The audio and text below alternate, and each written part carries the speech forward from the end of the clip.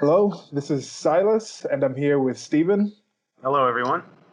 This is part of our conversation series talking about critical theory, and we're focusing on the book Cynical Theories by, was it James Lindsay and Helen Pluckrose? Correct. Yeah. And Stephen has been helping by going through and breaking down different sections of the book or condensing different parts. And we kind of discuss those and focus on them because this is very important information. It's very important. Also, I think like there's this thing in this podcast I listen to where there's a certain milieu where they drop the R's. I think it's important. Important. Anyway, that's neither here nor there. So we've done several parts, and today we're going to be talking about fat and disability studies. Yes. Do you have anything else for the intro about this? Why this is important, what this is interesting to you, and about the rest of the series in general?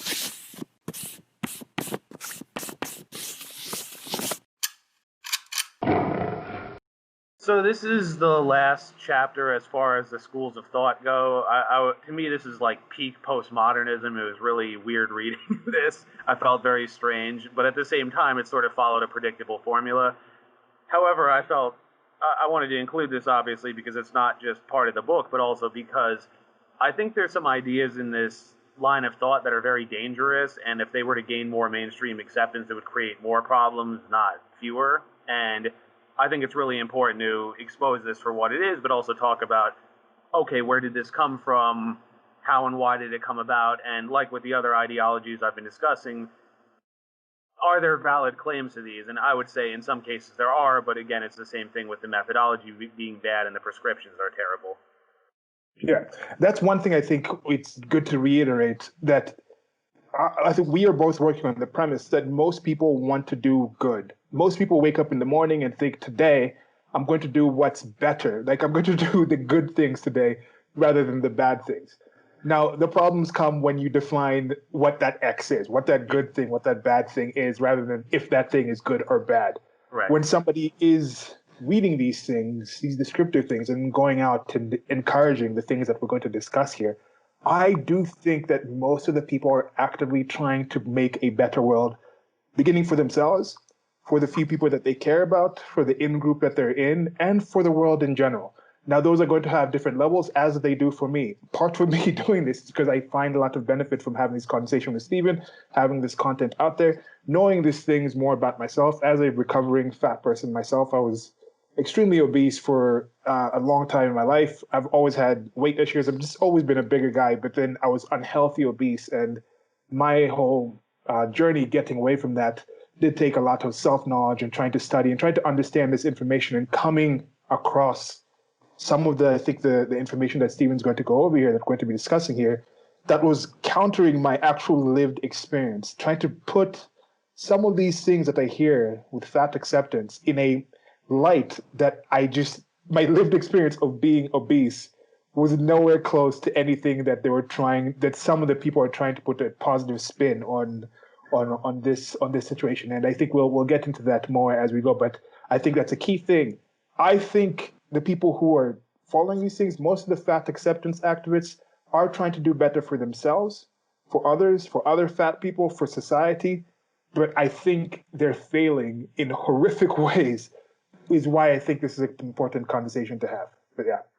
Well, I was going to add on too. I used to be very heavy as well. My weight sort of fluctuates. For those who don't know, I'm 5'9". At my heaviest, I think I was 205, and it was all fat, no muscle. I was really out of shape. It's like rookie numbers. It's like rookie numbers in this racket. I think Well, the highest I weighed myself was 350 pounds. oh wow. And I'm like 5'11" and at fourth. I'm gonna keep that fourth, but I've always like when people say you're big boned, like I literally do have in general a bigger bone structure than most people. That's one thing that I've definitely measured, and I carry a lot of my weight in my thighs. Like so, that's something that's in my legs, which is not typical for most human beings in general. So I might look a lot lighter than I actually am. But yeah, keep going. Sorry. So my whole thing was, I think it was towards the end of high school or so. It was a combination of I played football for a year. I was unhappy with myself, so I made an effort to get in shape, and I did feel a lot better. I looked better. People said, "Hey, you're looking good. You've gotten in shape." All that, and I think if I had bought into the fat activism, fat studies stuff then, who knows, I might still be overweight, maybe obese. And I think long run, I might have had more health issues. I used to work with this guy. I think he was like 26 or so at the time. He already had issues with his back. He was obese.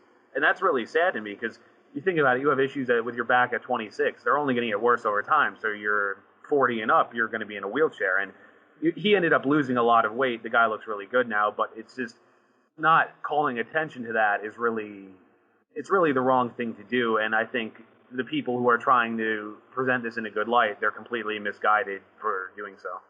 Yeah, and we're going to get into that, I'm sure. But as Steven said, he looks really good. We do understand there's a difference between somebody looking good and somebody feeling good, but they are not, and they're not divorced from each other. They are connected. There's certain things where we're also going to be discussing in here where it was about where there was a connection lost there for a bit, so it might have dropped off a bit. But there's some things in there that we also discussed where the appearance, where part of what I see that I think we will get into here is the demand with fat acceptance, where it's not necessarily. I prefer fit awareness, and this will probably count against fit awareness rather than fat acceptance. Because the thing with fat acceptance that I thought was a bit unnerving was the demand for other people to view you in a certain way. Not the whole part where it's like be self-confident in yourself, value yourself. And for me, once I got to that point, that was part of me saying, okay, I need to do better for myself. And then, of course, there's other benefits as we are social beings. We have eyes, we're visual beings. So there is a connection to why, in general, somebody who is fat, somebody who is disabled, has a certain different kind of appeal in their appearance to people. So it's not entirely disconnected. There's a reason why people who get plastic surgery are going to certain kind of cosmetic surgery, are going to certain things of attractiveness that is in general agreed for in different societies and things like that. Like in general, like people don't widen their nose or put an arch in their nose. There's a reason they make their nostrils smaller. There's a reason they try to get their face more symmetrical. These are certain things that are just inherently in us. And when you have disabilities, when you have the weight, that's going to affect your appearance. And not just for other people, but even when you look at those other people, you have a certain feeling. So when you look at yourself, you will have a certain feeling. There's connections with all these things, but I think this is as good a point as any to just now delve into the actual content, right? Sure, I'll go right in. Okay. All right, so as we've been discussing, postmodernism and critical theory gave rise to these identity politics where various groups sought to overturn existing power structures and the discourses. Of course, along with this came the local knowledges. We talked about standpoint theory, standpoint epistemology, the idea of each members of each group of certain identities see the world through that lens. That's how they perceive the world, and that it gives them the guidance for political action. So this formula applied to being overweight and disability starting from about the late 80s, early 90s or so. And these schools of thought, they're kind of similar, but they have different histories, which I'll dive into. I'll start off here with disability studies. So disability studies started in about the 1960s or so, around the same time the other civil rights movement started. The goal of this was to give disabled people more opportunities and make the country more accepting of them. So, for example, that was the start of people pushing for handicapped parking spaces, ramps, other things like that. So initially, this followed more of the classical liberal tradition, where it was more about treating people equally and about removing certain barriers to access. However, things started to change around the 1980s or so, mostly due to the influence of postmodernism. So this was where disability no longer became about, it was no longer seen as seeing people as disabled as being victims that needed help, but it was about seeing disabled as a social construct that was established by able-bodied people. So this sort of runs in line with queer theory, the idea of you have these categories, but they're socially constructed, and people only adhere to them because they follow the binary set by the people in power. So, yeah, obviously we can debate the merits of this, but this gets into things like, for example, with autism, they talk about something called being neurotypical, and then they would say, well, being neurotypical is a social construct set up by people who aren't on the spectrum, if you follow. Okay, so going on, let's see here. So again, it's basically about how they changed how disability was approached. Before, disability was seen as a condition that sort of resided within a person and needed treatment accordingly. This is seen more as disability is something that's imposed on by the outside society that doesn't recognize their needs. So, and then they would argue society oppresses people with disabilities by failing to take account of their issues. I guess it would sort of be like the black feminists criticizing traditional feminism for not factoring in their struggles, basically saying, you're not doing a good enough job of addressing our concerns, which are different. So then the social constructionist view happened in two stages. First is what's called the social model of disability, which was later which replaced what was the medical model of disability, also sometimes called the individual model. So this happened in the 1980s, and it's credited to the social work scholar from Britain. His name is Michael Oliver. Basically, the medical or individual model, now some people would say these are the same, some people would say they're different, but they follow similar patterns. It's basically the disability, again, it's a condition that affects the person, and the solution is to either find a way to fix the condition or at least mitigate the problems of the condition. Now, with the social model, the idea is that everyone around the person is supposed to take care of them. So the initial approach was, okay, if a person has hearing issues, let's get them, they have a disability, let's get them a hearing aid. The second one would say, no, we have to act in a certain way that makes their lives easier. We all have to be more accommodating, if you follow. Okay. So Oliver says here, the social model of disability acknowledges impairment as being a cause of individual limitation, but disability is imposed on top of this. This may be summed up this way. Disability is the disadvantage or restriction of activity caused by the political, economic, and cultural norms of a society, which takes little or no account of people who have impairments and thus excludes them from mainstream activity. So therefore, what they're saying is that disability is not a condition something has, but it's something that's sort of it's something that's sort of imposed on someone, and that by not accommodating it, by not factoring those issues into account, we're treating that person unfairly. That's his attitude. You have something you want to comment at all? I mean, again, I'm trying to keep remembering, and I suggest for people who are not familiar with the term postmodernism, by the time I post this, I would have posted the actual pullout where we just had a discussion about what we mean by postmodernism, the definition of it that's going to inform this whole conversation that we're having, where the only real thing is oppression. So they're trying to find where are the oppressive structures in society. So, because when you say this disability here, I'm thinking like something like, what is their definition of disability? They seem to be sticking mostly to physical disabilities. They're talking about the ramps and things like that. Let's say somebody's a paraplegic, but then I wonder what they would consider if, let's say, a dolphin was born without fins. Would they consider the society, because it would be unable to swim effectively, would they consider dolphin society to be treating it unfairly if the dolphins recognize that dolphin is unable to swim well? Yeah, I'm trying to. But then again, there's something that, I don't know if myopic is the right term, or how focused they are on a very specific culture and society and area, and they don't really universalize some of these concepts because they tend to break down when you go out. It's just tough because, like, would they consider me disabled in someone like China if I was in the countryside and all the signs were in Mandarin and I didn't speak the language? I would be unable to understand what they're saying necessarily, but that's not disabled. And the Chinese people aren't being unfair by organizing a society that's easiest for the most people who live there, the Chinese people who speak Mandarin, to communicate and walk.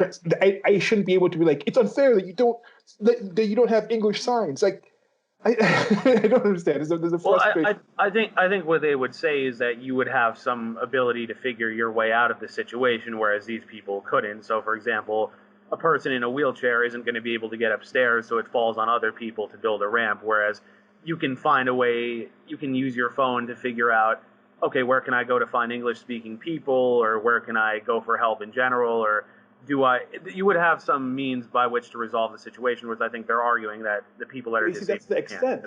This is the extent. Like, technically, the person with the wheelchair could get off the wheelchair and climb up and then pull the wheelchair up themselves. They could do that. And Yeah. there's places where people do that. And in the past, people were doing that.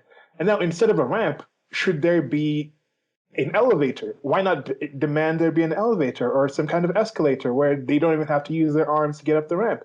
Or what if you say, instead of the ramp, we need a society where that person doesn't even have to come out. You have to send someone to their home to serve them there. So it's just all subjective. I guess it's okay. So I keep So, going. Sorry. you'll notice, especially as I go on with this, that there are a lot of similarities to queer theory. There's the more postmodern aspects as far as, oh, don't view things in these set strict categories. They're set up by the people who they favor. We have to break these categories down. This ran a lot in line with queer theory, whereas I think with feminism and with the race stuff, they see it more as, no, these are objective categories that we have to deal with. And yeah, and with the disabilities, will they define it in a situation where, like, for example, I'm born the way I am, like I'm male. I guess you can do the transitioning, and Yeah. you can be transracial, and I guess you can be like there's like skin folk, it can be kin folk, it can be skin folk. It can be scam folk like like the Rachel Dolezals or the Sean Kings of the world. There Or I was guess you could Krug. transition race, but technically, with certain disabilities, like if you're born without legs, I guess you could get prosthesis. But do they have a definition between people who are born in a certain way versus people who make certain decisions in their life and then get an accident where they're insupported? Or do they? How about the certain disabilities where you might be able to actually be able-bodied or something, where it's like technically like there's people who now were blind, now they can see. What's the difference in these things? I'll get into that as the Okay, conversation. so that's what's okay. So Oliver was aiming to see disability not simply as able versus disabled, but see it as a spectrum of capabilities that varied based on time and place. So again, this required that society adapts to the individual rather than the individual adapting to society. Now, what's interesting here is Oliver didn't originally take a postmodern approach, but that changed. In his book, it was called Work with Disabled People. It was originally written in 1983. He rewrote it a few times, and he's up to the 4th edition now or so, and he incorporated works from the other social justice scholarship. So here we go, we see the intersectional strain. Experiences will undoubtedly be culturally located and reflect differences of class, race, gender, and so forth, and so discourse may well be culturally biased. When using the social model, understanding also comes from recognizing that historically experiences of disability have been culturally located in responses to impairment. The social model can be used by those in different cultures and within queer or gender studies to illustrate disability in those situations. Equally, these disciplines all need to take account of disableism with their communities. So you can see it's starting to incorporate the other intersectional themes as well. So you being black and disabled would be different from me being white and disabled, and then, okay, how does that apply if the person's a woman or trans or all that? When I guess this might also come up in the time when you define the things, because once you define them, you can also think about the percentages, because what percent of society is this? Because some people claim, oh, it's unfair that the 1% decides what the 99% is supposed to do. It should be the other way around. We are the 99%. We're the ones who should be organizing the way things are and controlling things. And when it comes to people who are disabled, is it over 1% of the population that they're considering disabled? Because if so, why should the 99% adjust to the 1% rather than it be the inverse? Well, I'll get more into this, but like Okay. I said in the other discussion about queer theory and the gender stuff, I always think it's funny when they talk about biological sex. Well, we talk about biological sex being real, and they go, well, what about intersex people? And I think that's what, 0.6% of the population or something? Yeah. And can you be, I wonder if you can be inter-disabled. Interabled, yeah, you're interabled people. They might be that eventually. I don't know. Okay, so let's keep going. So, as you can see here, disability studies, it relies on the postmodern principles of knowledge as a social construct and the structures of power and privilege. Again, it draws from critical race theory at times, but also heavily from Michel Foucault and Judith Butler. You can probably see that with all the subjectivism as far as categories. Judith Butler helped create queer theory. So the blurring of boundaries, discourse theory, and the distrust of science. Also the attack on individualism, as this enables a quote-unquote neoliberal expectation to adapt in spite of one's disabilities and become a productive member of society. Neoliberal is one of those terms I can't really get a clear definition on. It kind of has become this pejorative, things I just don't like. Some people have used it to refer to capitalism. Some people have used it to refer to cronyism. Some people have talked about just individualism in general. I don't know. Neoliberal is one of those things that is just kind of a pejorative thrown at everything. Like we said in the 1619 discussion, capitalism seems to just be a slur for everything I don't like, and it's the same thing here. This is neoliberal, and if you think about it, who says I'm a neoliberal? I'm running the neoliberal movement. It's just something made up, as far as I can tell. Do you have any comments on that, or? When they're talking about, oh, we need to have it's wrong to have this expectation of the disabled to be productive members of society. Was that correct? Yes. But aren't these changes that they're demanding society make? Aren't they saying those would increase the ability for disabled people to be productive members of society? I think what it is that, again, it's the neoliberal expectation. It's sort of the attack on capitalism, saying, oh, we're a country of rugged individualism. We're a country about getting ahead and making your own way, and that we shouldn't have these expectations of them. We should work to become more accommodating of them. But accommodating, of course, can get kind of subjective, and that could mean a number of different things. It could mean, like I said, with the ramps and the handicap parking places. It could mean certain treatment in the workplaces. I think it depends on the situation and yeah. Oh, okay. So there's a difference because it could be. That's the thing. I thought it was like accommodating in order to enable the person, to empower the person to be more productive, but they could also be accommodating as in if that person isn't doing something up to the level that somebody who's able-bodied can, you should just accept that and then hire maybe another able-bodied person to carry that extra, to take it to that extra mile. Instead of saying, well, just have the able-bodied person, they want you to have some kind of convention where you say, okay, this business we have might work easier if we just have 10 able-bodied people walking in and out of the door.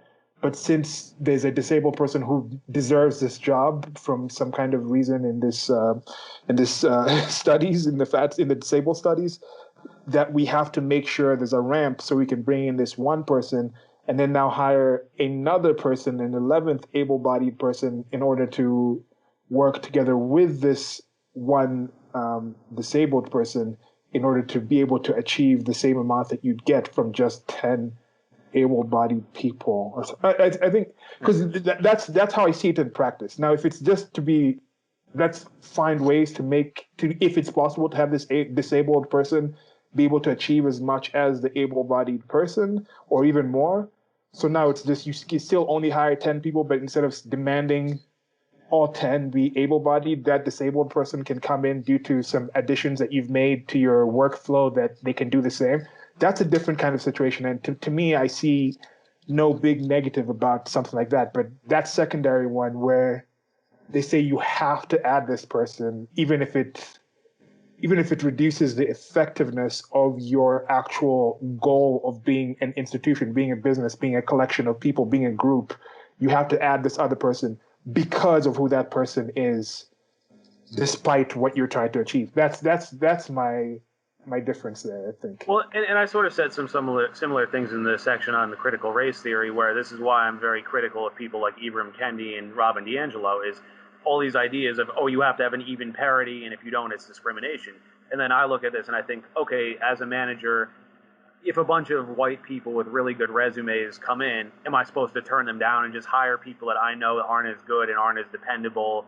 Or in some cases, I may not even have that option. I may not get black applicants. So then if I just hire white people, does that mean that I'm discriminating? Or is it just, no, the circumstances have created this? But I think it goes back to this thing, and I said this in that podcast with my friend recently, how I think a lot of these ideas, these are just espoused by ivory tower academics who haven't really lived in the real world outside of academia, and they don't understand that when you try to put this into practice, it doesn't translate as evenly as they would like.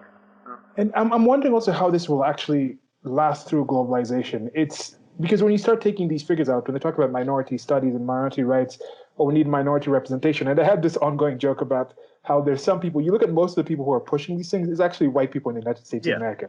Maybe some of them realize that they actually are a global minority. So as globalization is coming, they have to enshrine the importance of minority rights because people are going to realize that, hey, wait, white people are like 9% of the population, as far as you could possibly define that.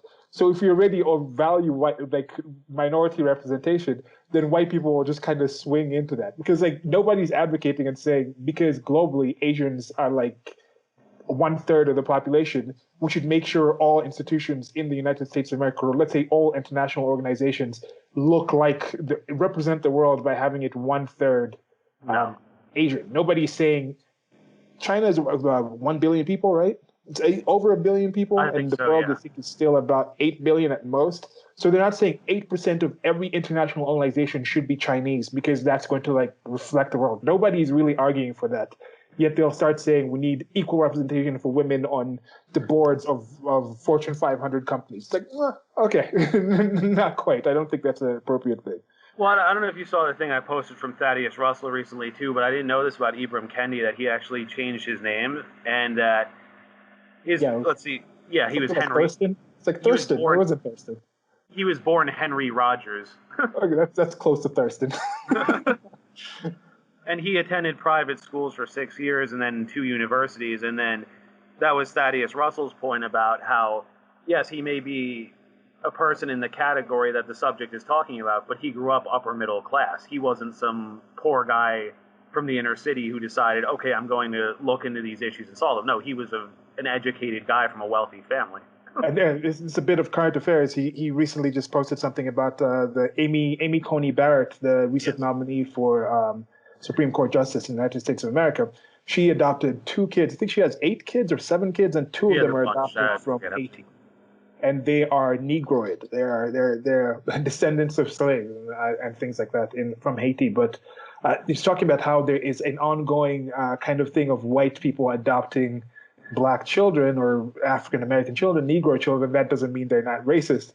And I saw some funny memes of like white celebrities. Is that like that monkey where the monkey looks and then looks off to the side? So it's like white celebrities are doing that because that's been something I think Madonna's done. Charlize Theron, although Charlize Theron is actually African American, so that kind of makes some sense. It makes a little maybe some more sense than to other people. It's been done a few ways that way. But then what would he say about somebody who is another firebrand in the Black empowerment movement in the United States of America, Colin Kaepernick, and he was adopted by white families. So does he consider Colin Kaepernick's parents could possibly still be racist? Or there's going to be some interesting times as these people come to loggerheads. You're going to see certain divisions. We've already seen some of them because this stuff it's not consistent. It's not rationally consistent. It breaks apart when it starts coming across other parts of it. And the funny thing, too, is that Kendi got blasted for that tweet. He kept saying, oh, these are sock accounts, these are fake accounts. But no, they were several high-profile people. And there were even Richard Spencer agreed with him. So, of course, that was getting laughed about. Was he trolling? I don't know if Richard Spencer trolls when he does that, but I don't know.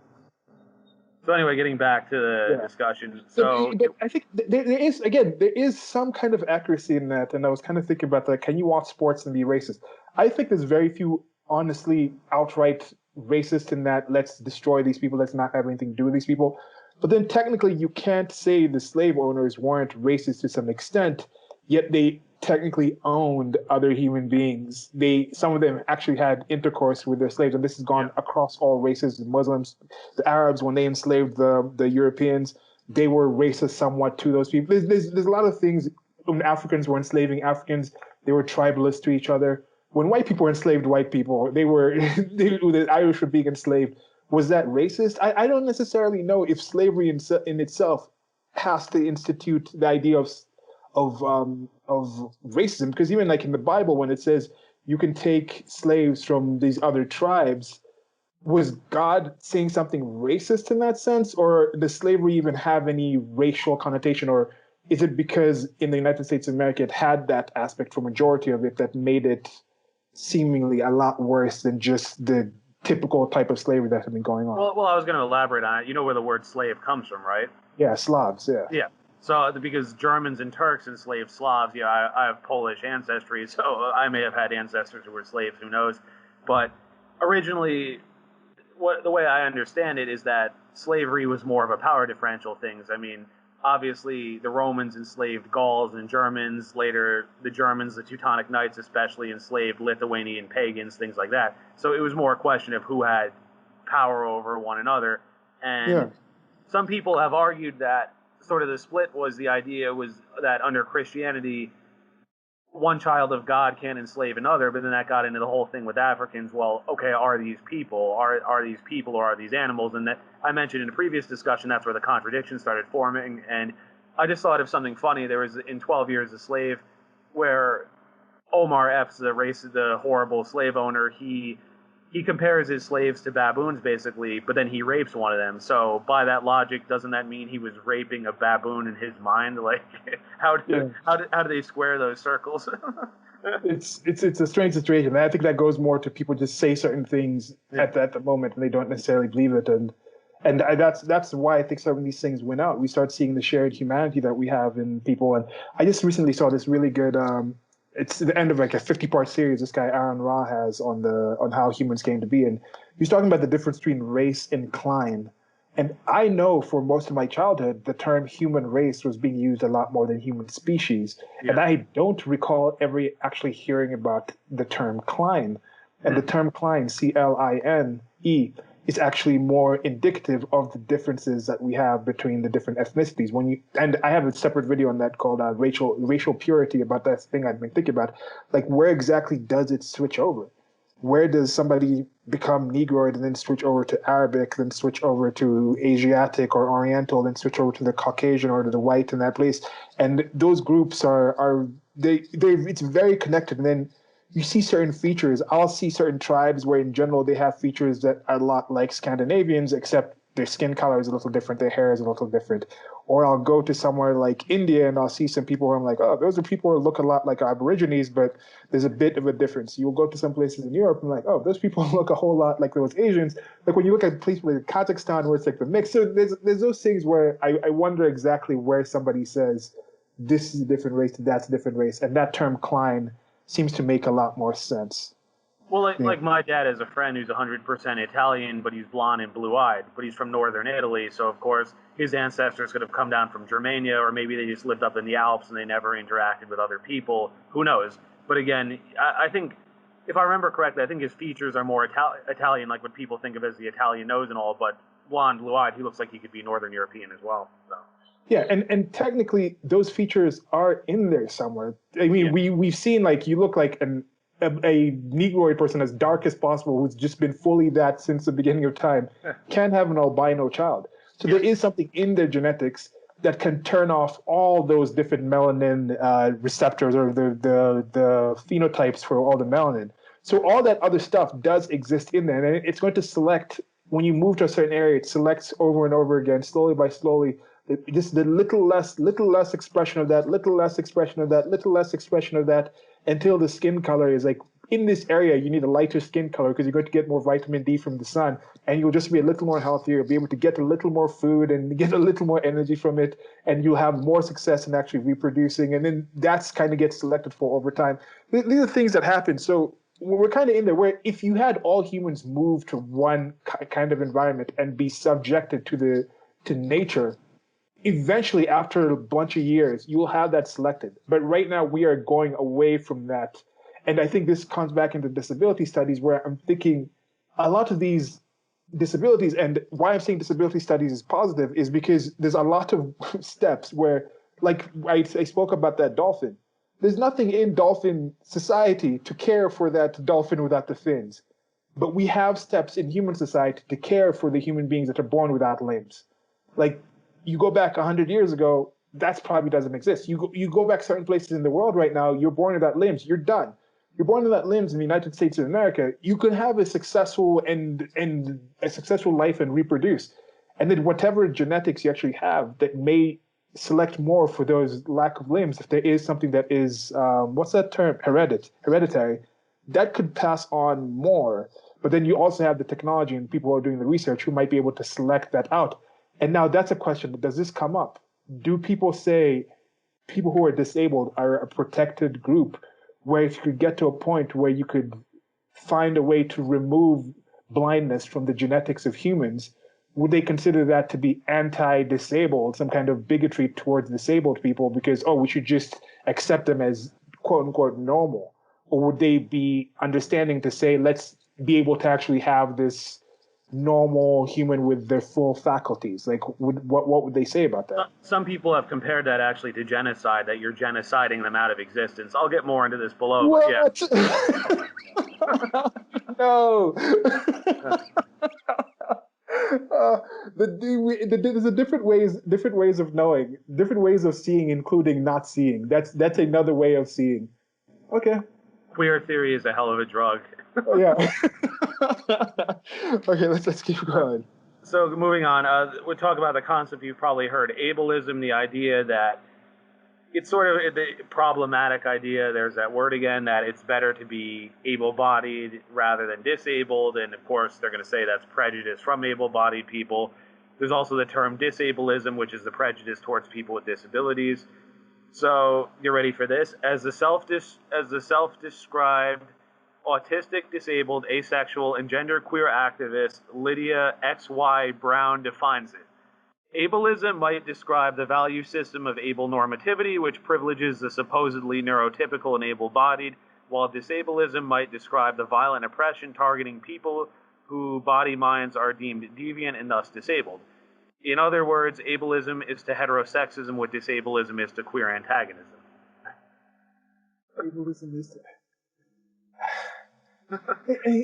again, words don't mean what they mean. In a word where silence is violence, and then rioting is peaceful protesting. What do they mean by the violent oppression of disabled? There, like, not having a ramp built is violence somehow. Like, it's war is remember war is peace, freedom is slavery. What were the other ones?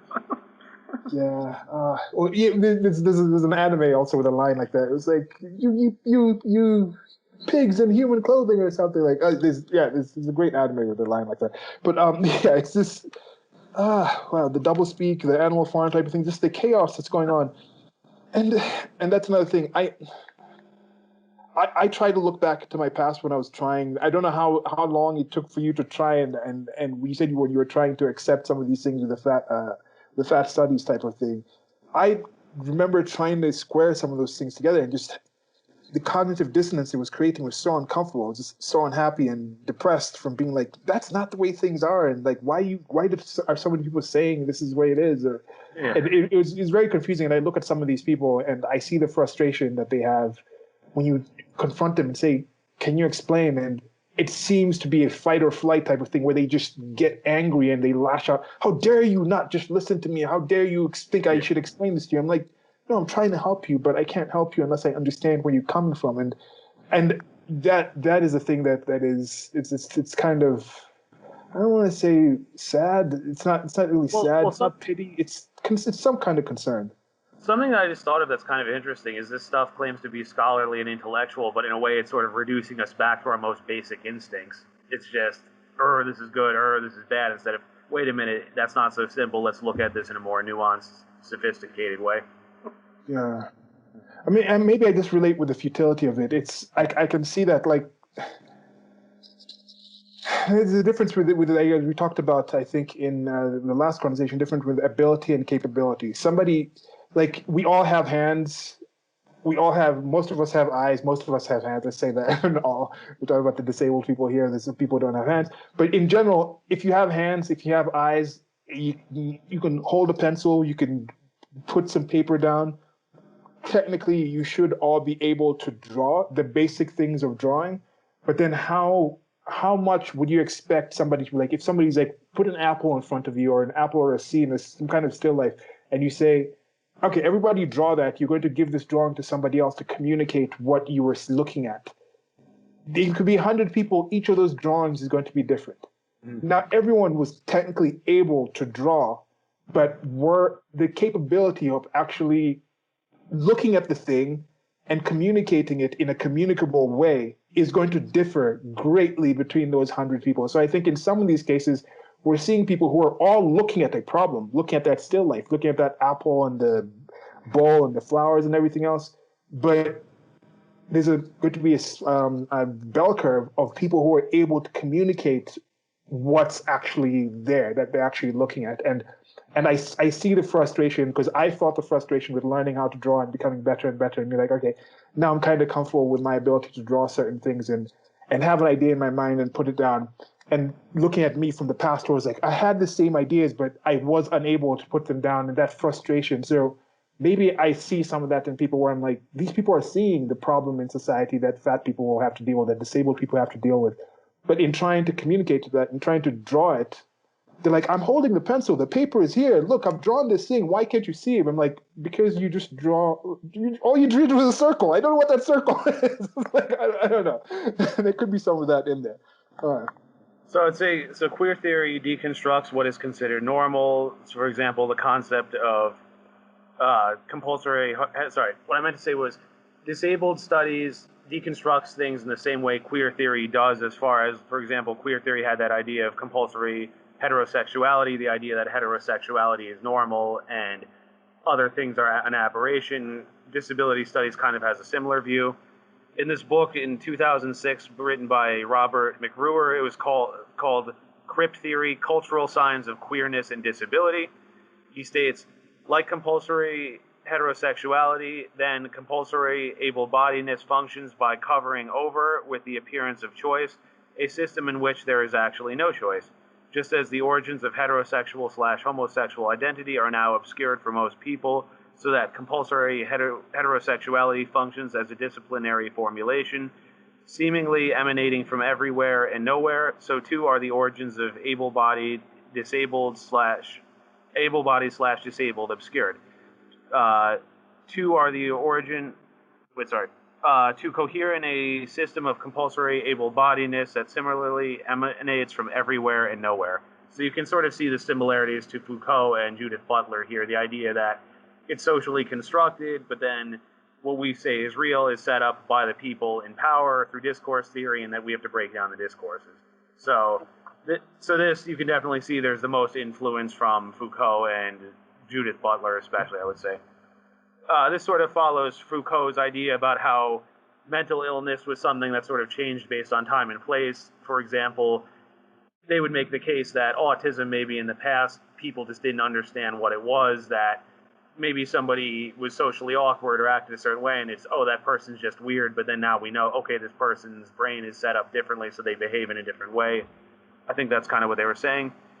In Dan Goodley's 2014 book called Disability Studies, Theorizing Disableism and Ableism, he says, disability is normatively understood through the gaze of medicalization, that process where life becomes processed through the reductive use of medical discourse. So here's Foucault's idea of biopower, that again, power comes from certain categories, and they're the ones who decide what's true and what isn't. Goodley likens science to colonialism. He says, we know that colonial knowledges are constructed as neutral and universal through the mobilization of associated discourses such as humanitarian, philanthropic, and poverty alleviation measures. We might also ask, how are ableist knowledges naturalized, neutralized, and universalized? So again, he's saying what we consider able-bodied is being posed just as the colonial powers impose their ideas on the colonized people. I'm not saying I agree with that, but that's what he's saying. Let's see here. Goodley describes diagnosing, treating, and curing disabilities as being based on quote-unquote corrupt ableist assumptions upheld by a quote-unquote neoliberal system. He argues this is done so they can contribute to the capitalist markets. He says autonomy, independence, and rationality are virtues desired by neoliberal ableism. Any comments or thoughts on this? Yeah, I think this might come into more in the fat studies place, where I know they've said differently bodied. That comes into a point where they say, instead of the fat, because I'm wondering even just the idea of disabled, if they're trying to say normal is that whole able-bodied is some sort of social construct that's not really accurate to the nature of things, then I'm surprised they even still use dis in that sense. How come they haven't made a move to say differently abled instead of disabled, using that language? Well, that's sort of what I wondered in some of the queer theory stuff, because they say, oh, I'm gender queer, I'm masculine and feminine. Well, you're still using masculine and feminine as reference points. You're not jumping into some other category. I was thinking to myself, it's sort of like if you're talking about temperature, there's hot and cold, there's various extremes of that. Most, like with male versus female, most people lean more in one direction or the other. Nobody's 100% the other. Like, something can be very hot, something can be very cold, and most things are somewhere in between. Because Yeah. if you go to the complete extremes, something would either burn up into nothing or it would freeze and just collapse like with liquid nitrogen. So Yeah. you're still using those as reference points. So I would say the same thing here, where if you're going to say disabled, again, what would you consider disabled? Like a person with a crutch who's recovering from an accident, they're technically disabled in the moment, but that's going to change. Or then, like we say, if someone gets prosthetic limbs, there are those people with prosthetic limbs who say, hey, don't see me as a victim. I want to accomplish things too. So again, would they be suffering from false consciousness? It raises a lot more questions than it answers, I would say. And I think some of these questions are raised because they don't really accept that whole idea that you can have objectives to define certain things. Yeah. Because when you're asleep, you're less abled than you are when you're conscious, like when you're awake. Like nobody's going to say you're as able-bodied or as abled, I guess, let's just use that term. You aren't abled at the same level when you're 1 versus when you're 30 versus when you're 80. You're going to have different levels of ability throughout that entire time, even if you're at full health of that actual system. And now when you have that actual system, do they deny the fact that there's actually a genetic code where you can say this is the baseline of what this certain genetics is trying to decide for? Because when you go to some of these things, they start looking at certain societies and say humans are messing this up because they're messing with the ecosystem, because they believe there is some able ecosystem and humans are coming in and disabling the normal ecosystem and messing things up. The world is supposed to be at a certain temperature and humans are coming in and messing it up. Can I add, could they be some way to do that with some critical theory where we go and we start talking about differently abled climate, where we're like, you're just against this social construct of this normative climate. Like, why are you so like why are you against change? Why are you against the progress of the world returning to a hotter world? Like, why are you anti water? Why do you want the water to remain as ice? Like, you're anti carbon you're anti carbon dioxide. Like, what makes you think it's normal to have less carbon dioxide in the air? Maybe the world is supposed to be hotter. So there's some things where how far can these things go? Well, it was like your example in our discussion of post-colonial studies, where you talk about how people in your country will say, we have to get rid of this Western influence. Okay, are you going to give up Christianity? Are you going to stop speaking English? Are you going to stop? Should we go back to worshiping the old gods and living in just our tribes and use the technology that was there before? Again, it's just who actually wants all of this in practice? What is that state of nature that they're saying is being harmed, is being disabled, is being disdone, is not, and that's the thing, they're not allowed to accept them to be a norm. So when they say this is reducing the norm, we're supposed to go back to this. Women shouldn't be told to do X, Y, Z because that's not what women, there's no norms of what women are supposed to do. But then if women can do anything, then why can't they also do these things that this culture is saying they should do? Like, it's weird. So anyway, Goodley goes on to say, I argue that modes of ableist cultural reproduction and disabling material conditions can never be divorced from heterosexism, racism, homophobia, colonialism, imperialism, patriarchy, and capitalism. So the usual intersection. Yeah, the usual suspects, yeah. So he says, let's see here. He criticized the social model of that it was taking care of people's disabilities by us all acknowledging their conditions and adapting accordingly. He says, an identity that might be celebrated as it disrupts norms and subverts values of society. So then you see that whole thing about disabled people need to use their disabilities to subvert norms, and that's where you see people writing disabilities, whether physical or mental, in profile. Now, Fiona Campbell writes in her 2012 book called Contours of Ableism, The Production of Disability Enabledness. She writes, a chief feature of an ableist viewpoint is a belief that impairment or disability, irrespective of quote-unquote type, is inherently negative and should opportunity present itself, be ameliorated, cured, or indeed eliminated. So back to what we said a few minutes ago about how eliminating these things is considered a bad thing. So basically, they treat it as if you want to cure the condition, they view it as you don't want these people themselves to exist, which is completely absurd, but that's the argument they're making. Campbell goes on to say, whether it be whether it be the quote-unquote species-typical body in science, the quote-unquote normative citizen in political theory, the quote-unquote reasonable man in law, all these signifiers point to a fabrication that reaches into the very soul that sweeps us into life, and as such is the outcome and instrument of a political constitution. The creation of such regimes of ontological separation appear dissociated from power. Daily, the identities of emphasis disabled and abled are performed repetitively. So that goes back to the whole idea of performativity, that it's not you are this identity, it's the way you act is conforming to the identity that's been prescribed, if you understand. Right. Okay, the way you act is performing. So it's like my earlier example about the idea of men have pocket watches, women have wrist watches, and then originally the guys who started wearing wrist watches, they would say, well, you're performing according to female gender norms, but then the argument against that, then it becomes, okay, well, who or what decides those things? Okay, so that goes to the thing we had discussed before, where there's like male, man, and then masculine, and female, woman, and then feminine. And also the thing we had discussed where people say, as a gay person, I do X, Y, Z, instead of like I do X, Y, Z, and I happen to be gay, and also other gay people happen to do this for other reasons that work towards being gay. So they're saying it's the inverse, where it's like if you're gay in a certain society, you're expected to perform in certain roles.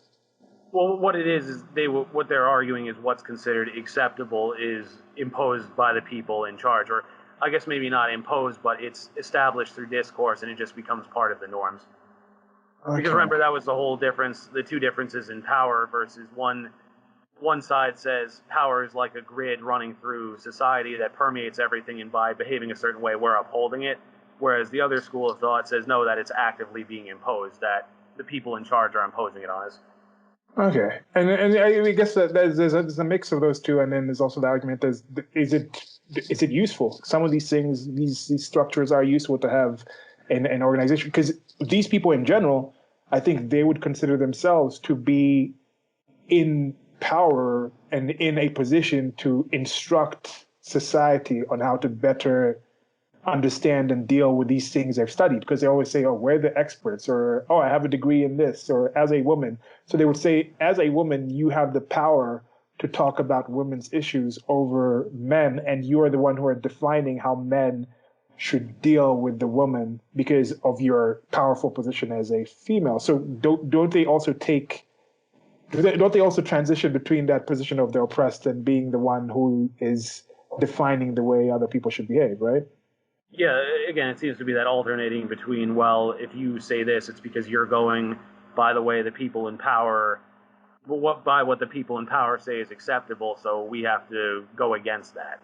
Yeah, but their power is never actually power. Like black power is never actually power. It's something else entirely. It's frustrating. So you can also see here, I'd also point out some of the Jacques Derrida's influence as far as the play on language. For example, sometimes they even write disabled, they write dis/abled, so it's like these kind of plays on words. Okay.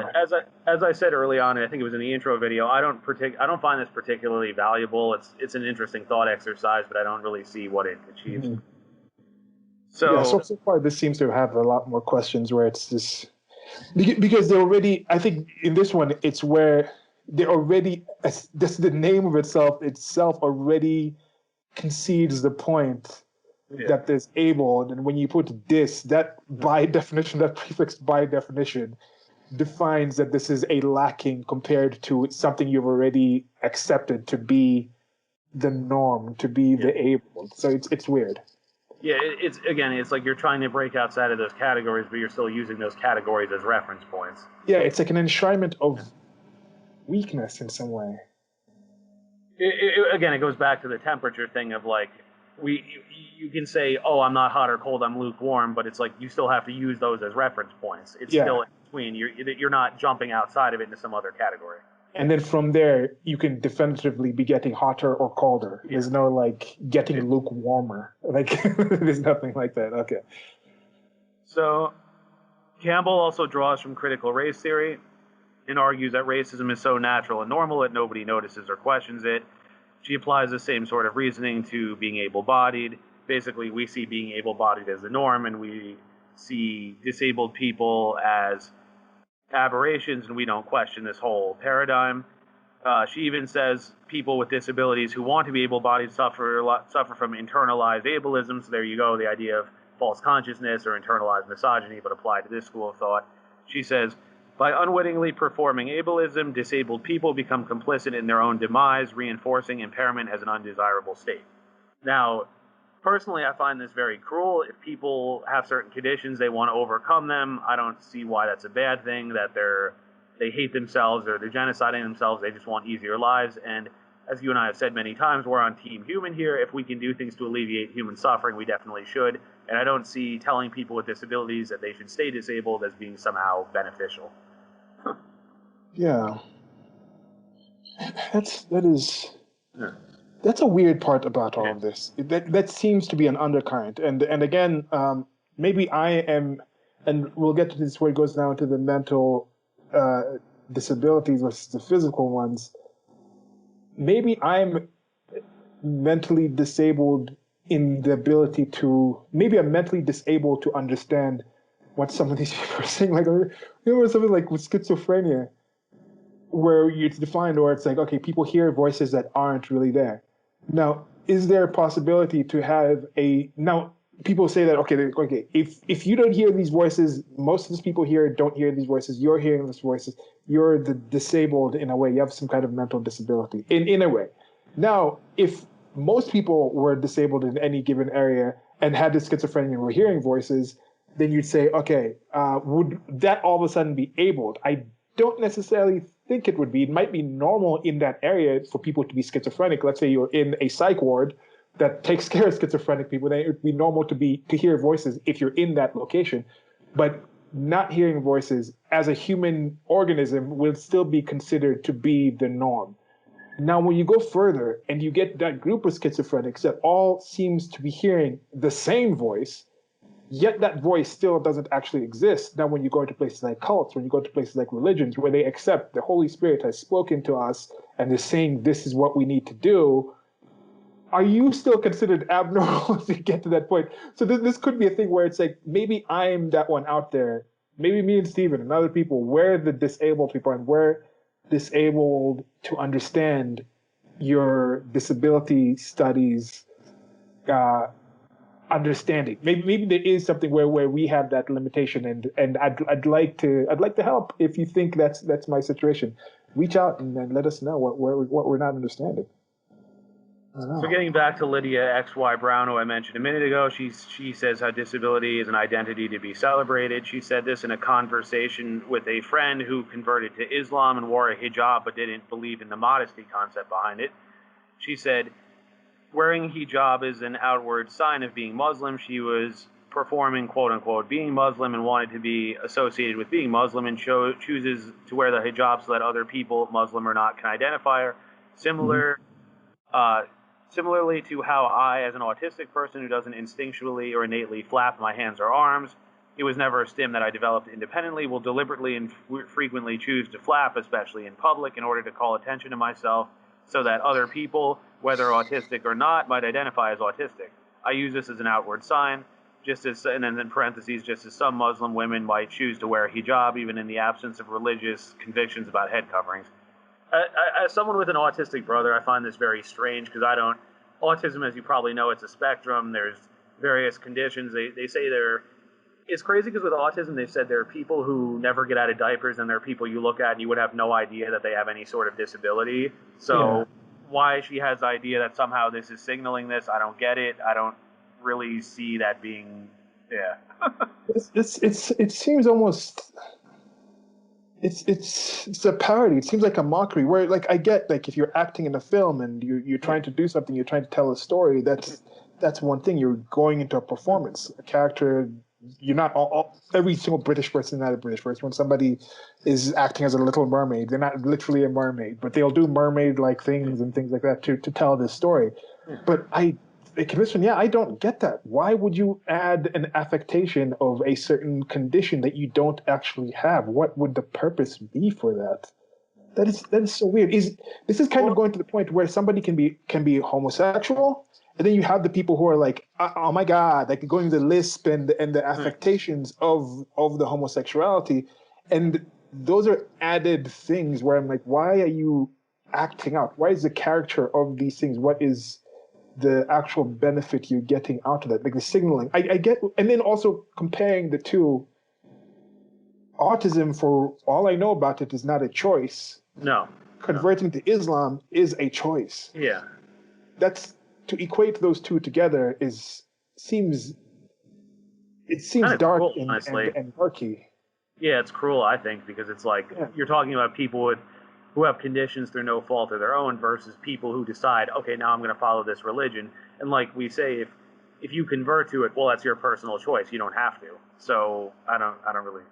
And then now this goes back to the thing: is how much of a choice is it? Maybe some people who go towards religion have certain mental patterns and mental issues, where not issues, but mental just patterns and behaviorals, where there's different situations where I think it's still a majority choice, because even like, for example, if you have something where genetically you're more predisposed to be attracted to somebody of the same gender, or your reproductive urge isn't high enough to ingrain heterosexuality as the only reproductive strategy or the strategy that you're going to pursue, well, you're more interested in companionship for other things other than reproduction. And even if you are, even if you are for reproduction, you do understand you live in a society where you don't necessarily have to couple with somebody of the opposite sex in order to reproduce. You can give your sperm out, you can artificially inseminate. So whatever. Even if you do that, when it comes down to actually choosing to sleep with somebody of the same gender, to act on that is still an action, even if you have the natural predilection to do it.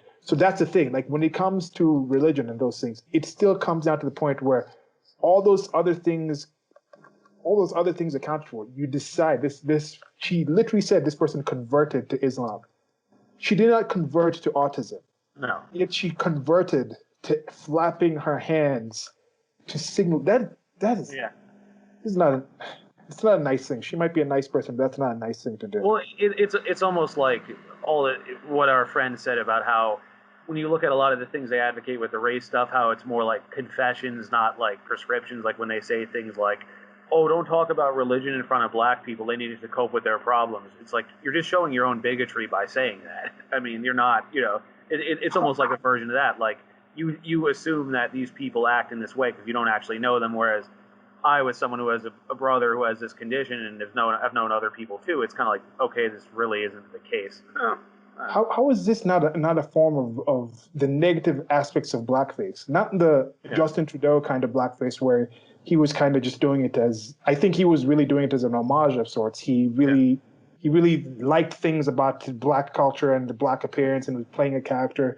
And I've seen some that are definitely done with a lot more malicious intent, but it still comes down to, this is blackface. This is taking on the appearance of something that you don't necessarily think, that you think, oh, you have to have this appearance, this look, the way they move, the way they speak, it's a thing. This is blackface for autistic people, what she's doing. I don't know. So some people also insist that what also gets weird with this stuff is some people insist that their conditions, including treatable ones like depression, anxiety, and even being suicidal, are somehow positive and use them as identities. You've probably seen those profiles where people write their various disabilities in the profiles. I think it's kind of strange. And as we say here, if it's something that can be treated and you could be better off because of it, I don't see why we shouldn't. It's like there's groups about depressed people. I don't really see why this is helpful unless they're all working to combat that depression. And that's a weird thing. There's ways where you get the power structure, and we're talking about how they're saying, and that's what I was asking before, aren't they putting themselves in a position of power, saying, as this minority group, the rest of society needs to adjust to the needs of this minority group, which is, I think, an okay thing to do. You advocate for yourself. And I am an individualist. I advocate for every single individual to advocate that they get the best treatment as possible from other people, where it's a give and take type of situation. But the political actual applications of this, which is something that I noticed from watching the Democratic National Convention, with specifically once I saw the one child that had the stutter, and they were talking about how Biden had a stutter. And it was like, wait, that was the thing that clicked into me. They're actually enshrining weakness in this entire convention. They're enshrining the other. They're enshrining these minority groups in this identity politics as special protected groups. And I was like, literally what they're going to do now is with candidate Joe Biden's issues, now it's going to be used where people are going to be like, oh, but he had a stutter, so he's not really dealing with dementia. He's not struggling with his ideas. This is just his stutter coming back. Why are you being so mean to him? I was like, I bet people do that. And then I just saw somebody literally do that in one of these groups that way. They literally said, Joe Biden overcame a stutter. Why are you making fun of the way he's speaking? And I was like, wow. Like this stuff actually works. There's a reason they do these things, but it's a weird thing. Yeah. So, I mean, I would argue, I think the authors would too, that people with these conditions, obviously, we should acknowledge them and seek treatment accordingly. But there seems to be sort of this weird attitude here. There was a book written in 1994. The author's name is Joseph Shapiro. The title is called No Pity: People with Disabilities Forming a New Civil Rights Movement. He objects to the idea of an able-bodied person not thinking of a person as disabled.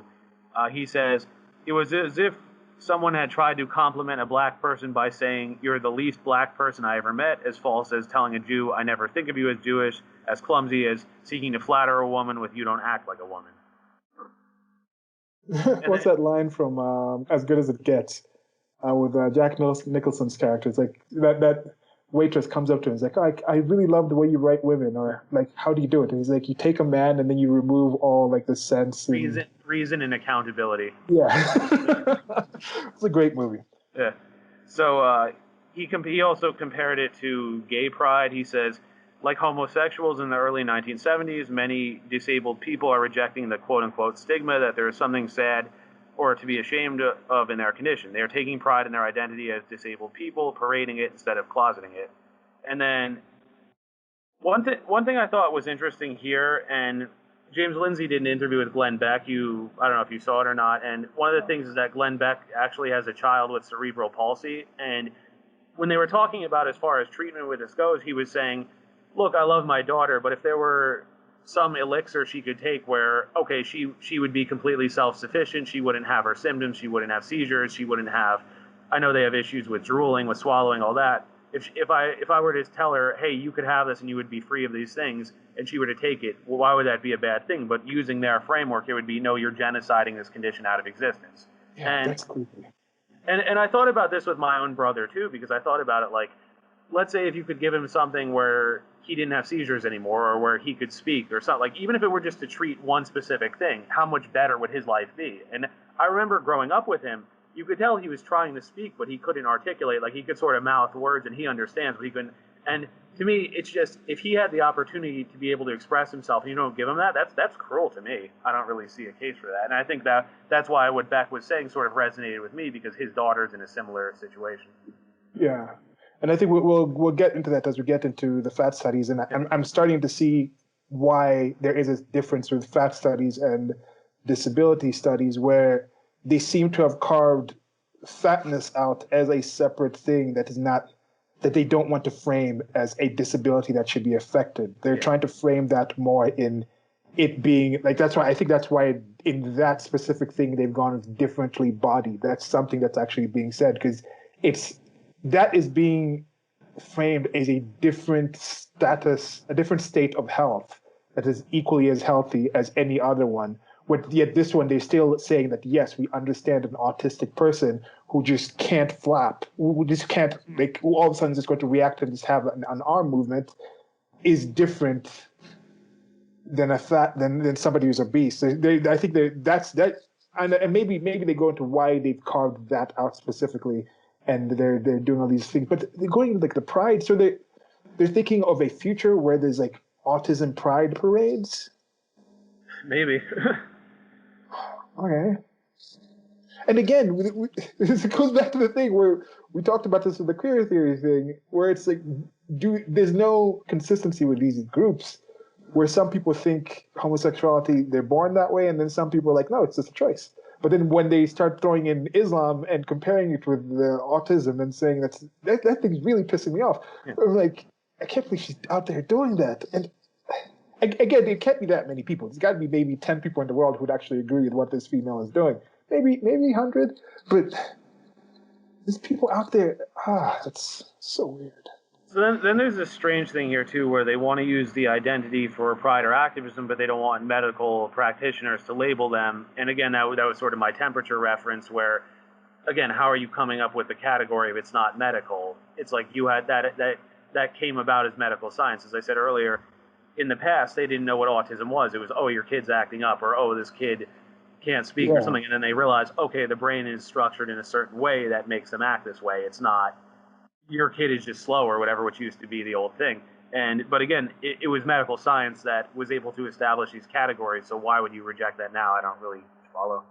Okay, just a small aside here. This whole conversation's aside, but I think that's the nature of our conversations. And again, thank you all for listening. I hope you can bear this. Hope you're enjoying this as much as I am, and I think we are. But when it comes to something that I observed when I was growing up, when I got to school in the United States of America, I was living in Bethesda, Maryland, Montgomery County, which is one of the wealthiest counties in the United States of America. It's like the suburbs of DC. And there was a lot of kids who were going to therapists who were on Ritalin and some of these, they were told they have ADHD and all these conditions and things like this. And now I'm kind of thinking, you look at how some of these things show up when the parents are older, and with these people being somewhat wealthier and them not really having had kids as young, they could have been a thing where some of these things were showing up, some of these general disabilities or mental, different kind of ways of being differently minded and things like that. Where I used to think if my parents might have been aware of some of these studies and things like that, I might have been sent to a psychiatrist and put on Ritalin. I was like, aren't they just being kids? But then now I'm thinking maybe for some of them, maybe their parents were just having kids older and they were having some of these conditions that weren't really as diagnosed as well. And then the psychiatrist was saying, take this medication. And then you could have had something like that. Whereas if you went to the rural areas where people were still having kids in their 20s and things like this, I definitely think you would see a difference. I'm trying to remember the parents I actually met, and they were older in general than most people normally have. Like people's parents were in like their 50s, and these were kids in their 16, and they're entering high school and being in middle school, high school. So I'm talking like 40-year gaps. So could that be some of it, where some of these conditions are just increasing in certain countries where people are having kids older and older, and then it's just getting to a situation where That's one theory with autism I know. Again, I don't think it's fully established, but it's one of these things that people have been wondering about. okay, But like I say too, it also gets into what classifies as autism, and it's become they real at first I think it was a few different things, and they realized no, it's a whole spectrum. And then again, okay, how many things were this in the past? We just didn't know.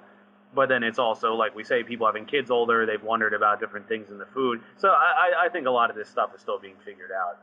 yeah, and then you get like this one woman or female that we talked about before who is feeling the need to act out to signal this thing. Could that also be just the sort of parenting? Maybe they're more detached. The parents are both working. They're not spending that much time with the kids, so they feel they have to do extra kind of signaling, and they could develop some certain kind of separation anxieties where they develop certain I don't know what they call them, certain ways of thinking, not ideologies, but certain behavioral patterns and things like that, that they think in order to get this, I have to do this extra stuff. Because that is really extra to feel you got to go out and flap. Like that seems to be, I'd be surprised if they really had parents that were attentive to their day to day, and then they felt they had to go to this extra level to, instead of just being comfortable with being themselves and being like, Yeah, yes, I have this limitation with autism, but I'm not going to add this affectations for whatever reason. sure. I don't know. So sometimes these thinkers, I guess we'll call them, go as far as saying doctors aren't even qualified to classify people with their conditions, as this is just a quote unquote another way of knowing.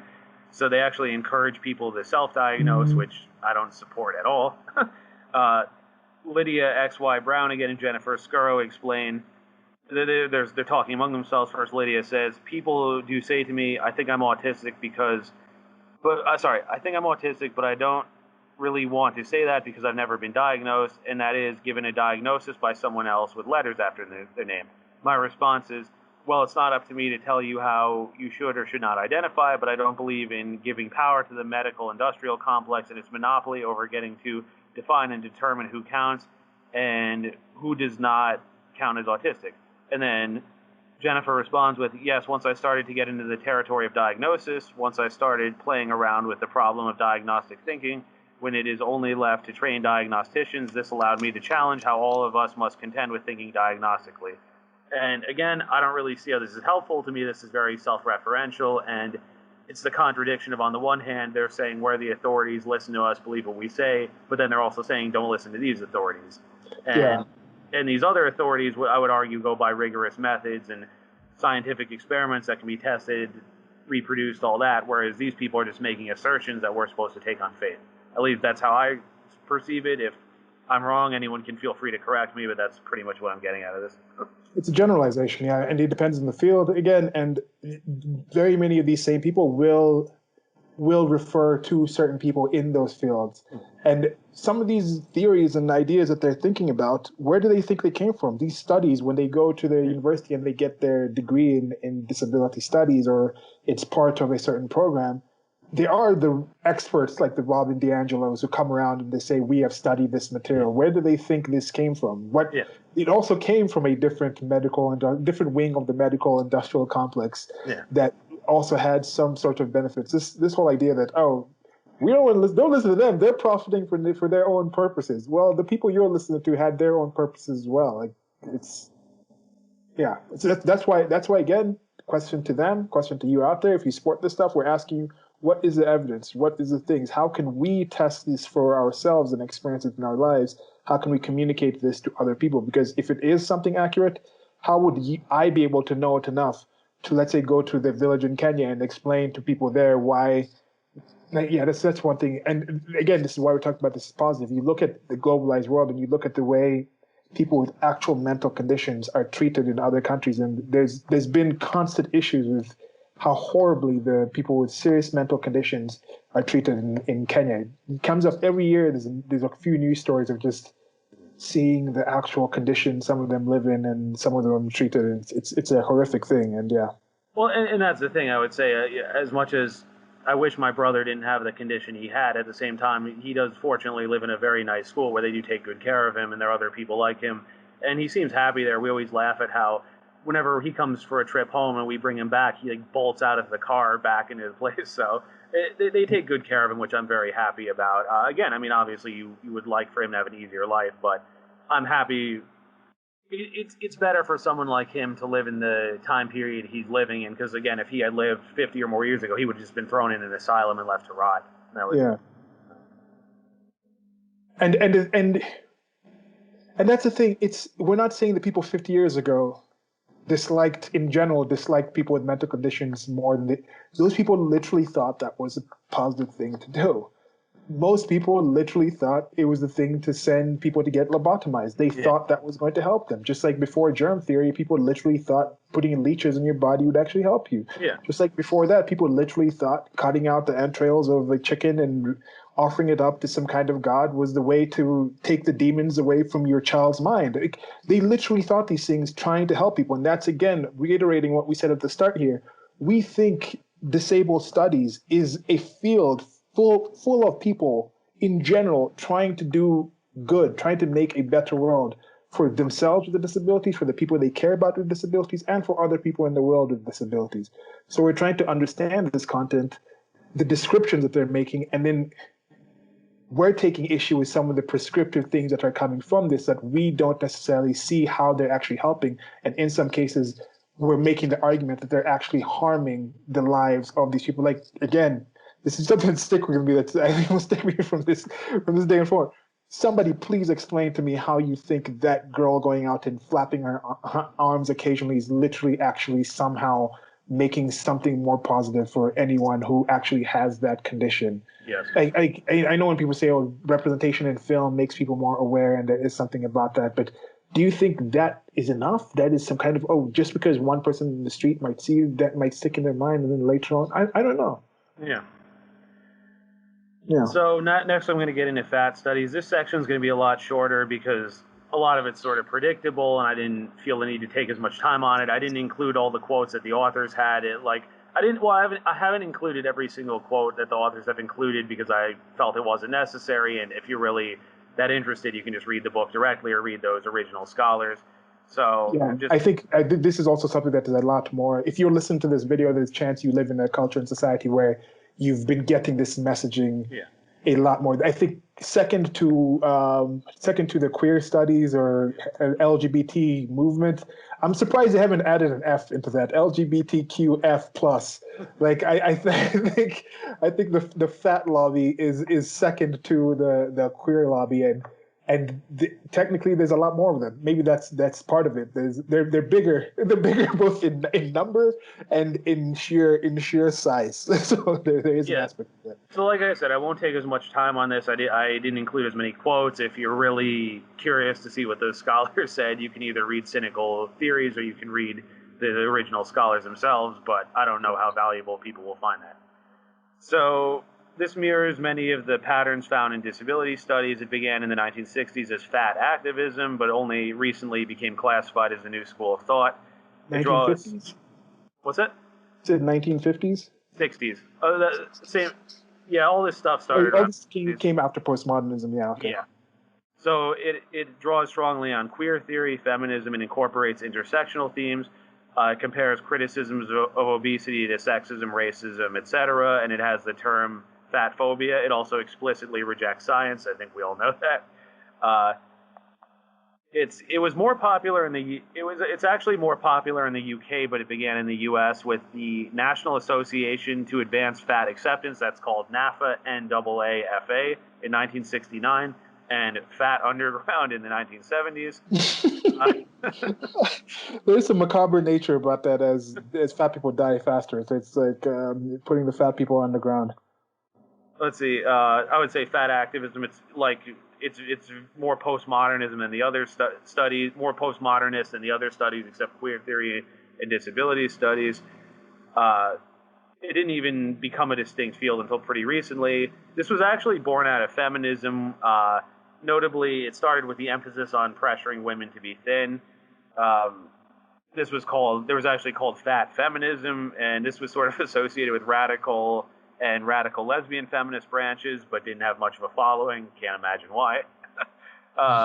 This changed in the 1990s when the body positive movement gained steam with the acceptance of the celebration of quote-unquote fat bodies.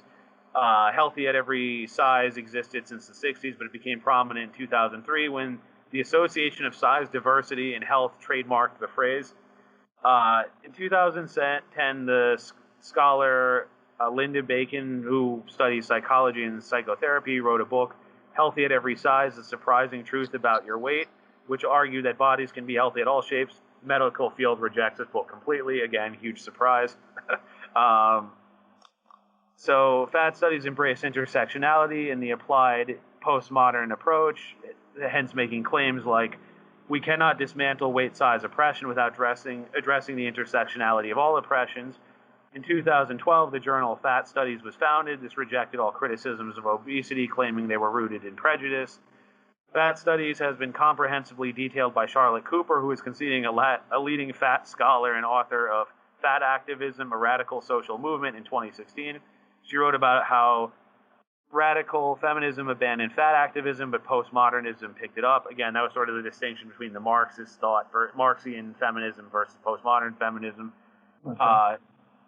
She writes, the origins of fat feminism are immersed within a feminism that is problematic, maligned, unfashionable, and obscure. That is radical lesbian feminism, including, at times, lesbian separatism. Critiques of this feminism surfaced within queer, third wave, and postmodern feminisms because of, for example, its essentialism and fundamentalism. Yeah, it's a very strange sentence. It has a lot of commas. I guess it's the postmodern thing about deconstructing language and writing things their own way. Fat Studies places fat phobia alongside racism and sexism. It's very intersectional, and it uses Butlerian parody. That is the idea of, okay, we're going to parody straight people to sort of break down that binary. They're going to parody thin people to sort of make fun of that. That's pretty much all I had on Fat Studies. Again, there's more quotes and more things in the book. There's things about fat bodybuilding, fat Olympics. I don't really feel it's too necessary to go off on a big thing about it. Any comments or?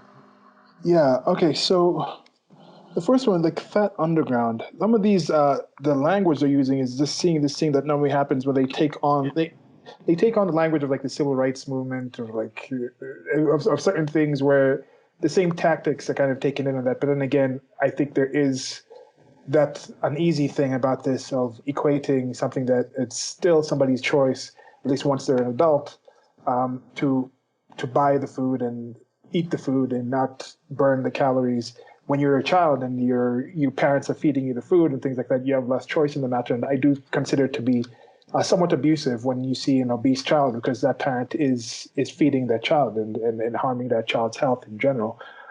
So there is that, and that's something that I have seen in other sections. And what were some of these things before postmodernism came in and gave them that foundation to base some of these things on? Were there any movements on all these other things that we're talking about? How were queer people advocating for themselves? How were fat people moving around society before those things came in? Well, it was also less common. I mean, some of the older generations will tell you that. Like, I remember one of my uncles talking about when he was a kid, you'd see the occasional fat kid, but most of them had thyroid issues or other things. It wasn't as common to see all these overweight kids in school or overweight adults on the street. And of course, people have gotten into various reasons for that, with the rise in fast food, the more high fructose corn syrup and everything, a lot more convenience food that's not as nutritious for you and has a lot more stuff you shouldn't be eating. I think there are a number of factors working at it. So I think before, being fat was seen as an aberration, something you had to work on, and then so there weren't enough people where they could get a movement going, I think. And then I think, yeah. Go ahead. Because then, like with the homosexual stuff, a lot of the people just hid in the closet or had double lives essentially, or secret lovers, things like that. But I think over time they realized, hey, there's enough of us that we can get together and form a movement. Whereas I think with this, it was more like it was so rare to be obese that it was like you're not going to get together with like 100 people and start a movement. It's not going to work. Okay. Yeah, I remember from my time in middle school seeing films about bulimia. What is it? Yeah, bulimia. Bulimia, yeah. And that was part of the time they're talking about shaming why a model is so thin, and they're talking about that. So did that come out of? No, that didn't come out to. It's not necessarily because they weren't parodying, but now it gets to the point where you can make fun of women for being too thin. Yeah. But it seems to be more of a social faux pas to make fun of fat people. And again, you mentioned the feminism thing. That makes sense why it came out of feminism in several ways. I think females in general are more.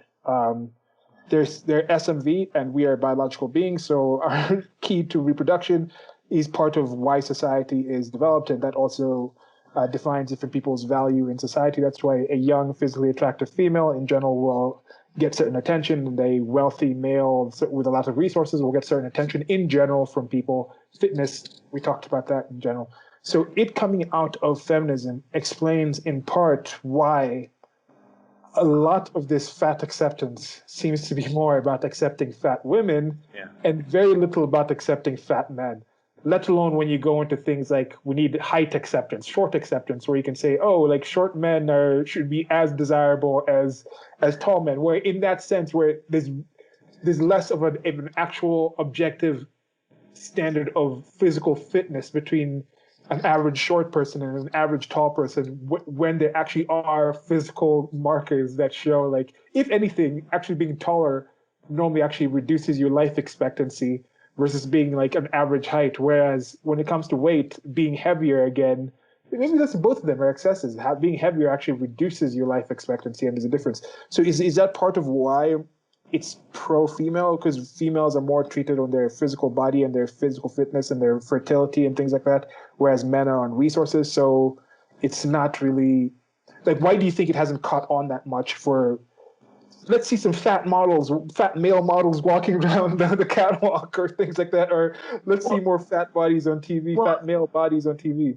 I think for the reason you said, and what's interesting that about the visual stimulation, how they've said that applies to men in general. Like, apparently the magazines featuring nude men, it's actually gay men who buy them, not women. So they've said even gay men have more of that visual stimuli. So a woman who doesn't understand this stuff can just say, oh, well, I'll get fat, who cares? But then it's like, well, guys aren't going to be attracted to you. That's biology. You may complain that's unfair, but that's how it is. And then it would be like another guy who who says, "Oh, I don't have any ambition. I'm not going to earn any money." And then if you add on top of that, if he's not attractive, it's, "Hey, why aren't all these women coming after me?" It's like, well, you're not offering what they want on average. So now, people will get into beauty is in the eye of the beholder, all that, and it's like, yeah, that is true to a point. But I think some of these trends genuinely, like some of these trends generally hold up. Huh.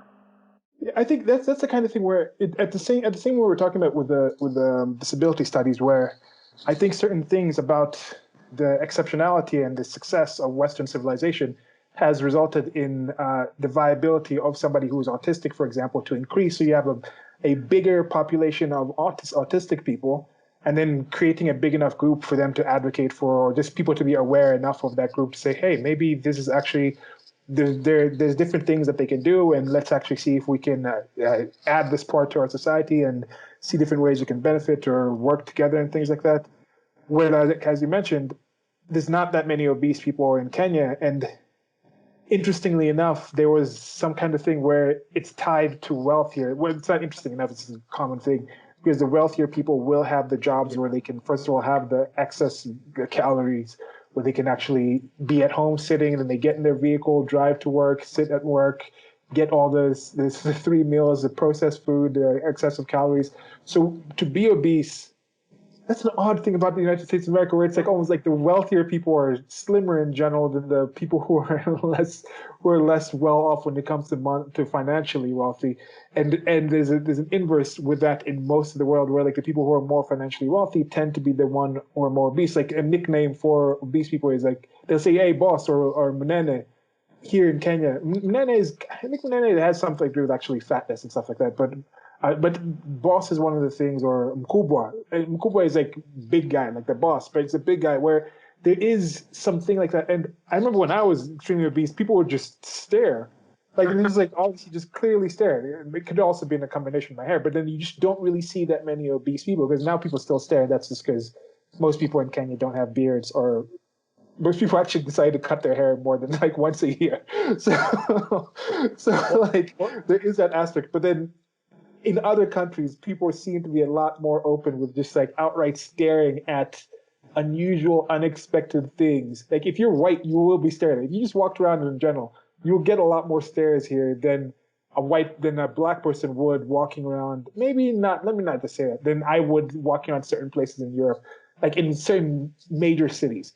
And maybe it's a different thing. But with obese people, it's a lot more frequent. And that's one thing that I mentioned before. When you leave the United States of America and you come back in, and I haven't been to Mexico, I haven't been to the United Kingdom, which are two other countries that are I think surpassed the United States of America in obesity.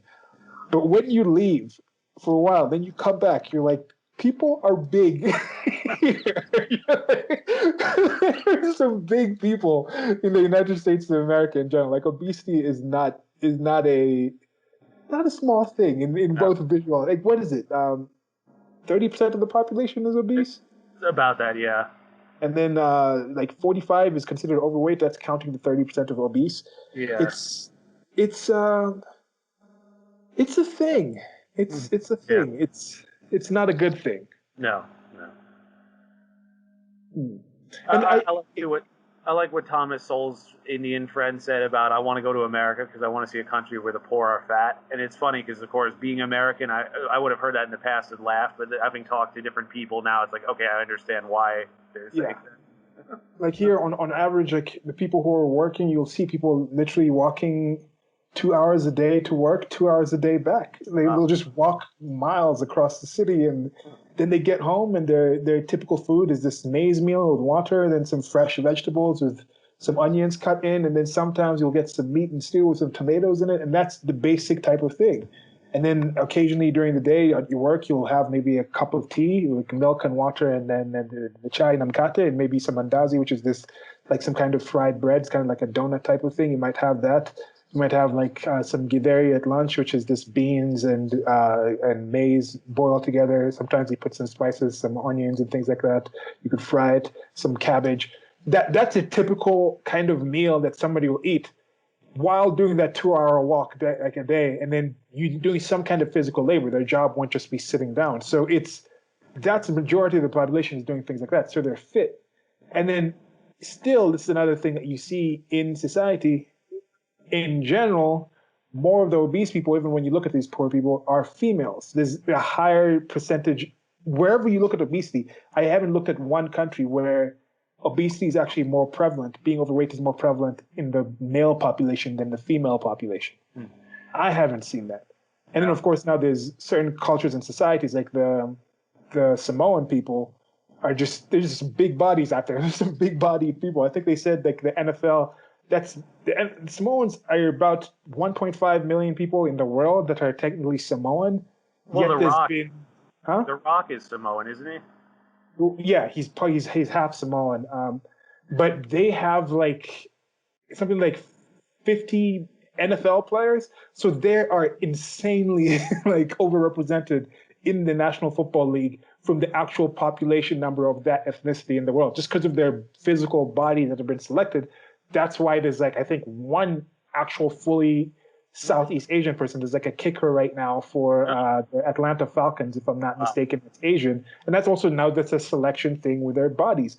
So it comes into that. And is it possible that we're going through epigenetic changes where we just haven't selected yet for the kind of people that could deal with the excess of calories that we have access to, the different kinds of foods, like certain food allergies that are coming up? Did those exist because we just didn't have access to that wide a palette of foods? Like, how much does that actually play into some of this?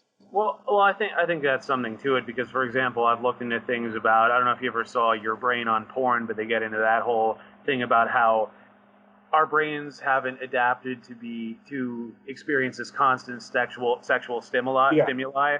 So that's why you have younger men having issues now with ED and other things, because the idea is that in the past, you would have to find a woman in your tribe, have kids with her, that was it. And then obviously if you were the alpha male, you would have a few other choices, or it might be a neighboring tribe. But now it's like you can pull out your computer or phone, look up any category of person you want, doing any act, all that. But you become desensitized to it, and the more you do it, again, it gets to a point where nothing excites you. And they've sort of said similar things with sugar and other things. Like in the past, to get sugar, you had to either get beets or you had to maybe find a way to get honey, like brave it against the bees or however. But now I can walk around the corner, go to a Rite Aid, get a huge thing of soda, and I have way more sugar than I need.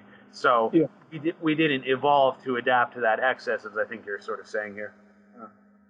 And it could also just be the thing, like you look at a lot of fruits that are ripe and ready to be eaten, and the sugar like colored yellow. That's why there's some things with the advertising. Like think about the fast food places. Think about a lot of the junk food. Think about some of these food things. Think about the yellow and red coloring of a lot of the foods that you think about out there. Then think about what the fruits look like when they're ripe. They tend to be yellow and red. There's something in there that's signaling to your mind, that's activating some of these connections. And no, this is calorie dense.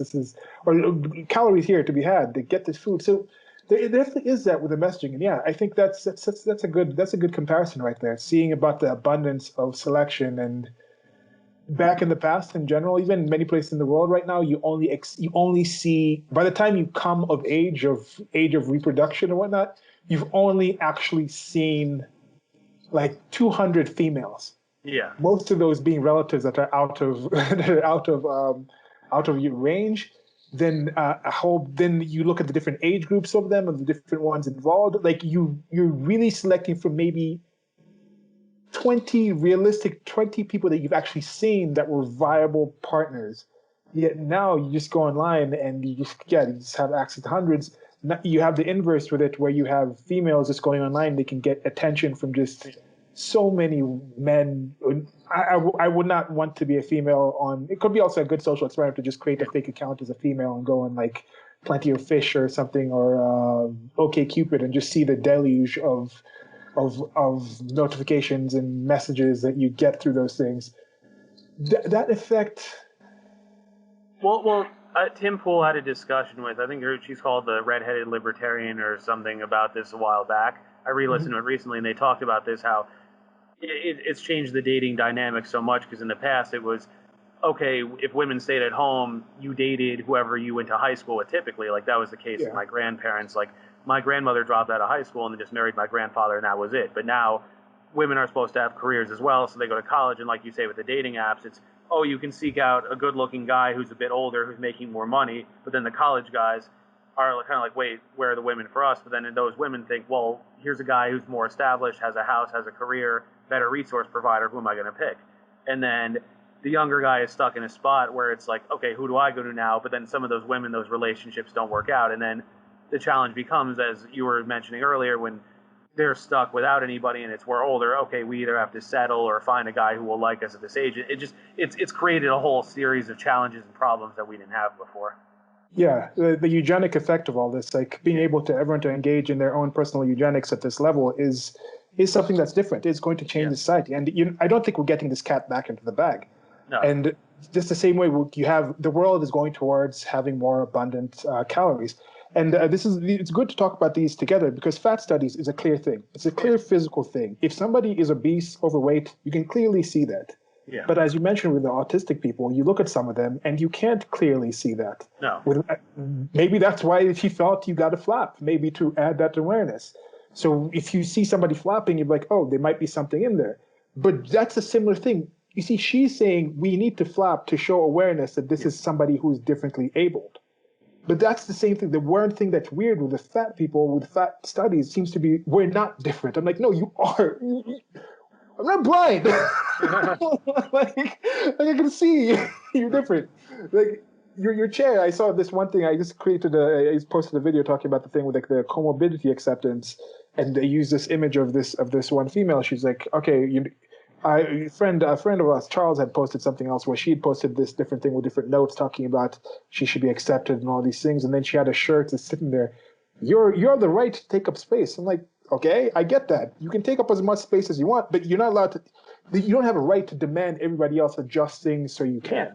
But if society is changing to the point where 50% of the population needs bigger airport seats, like then maybe things are changing. But I don't really see that coming into rights.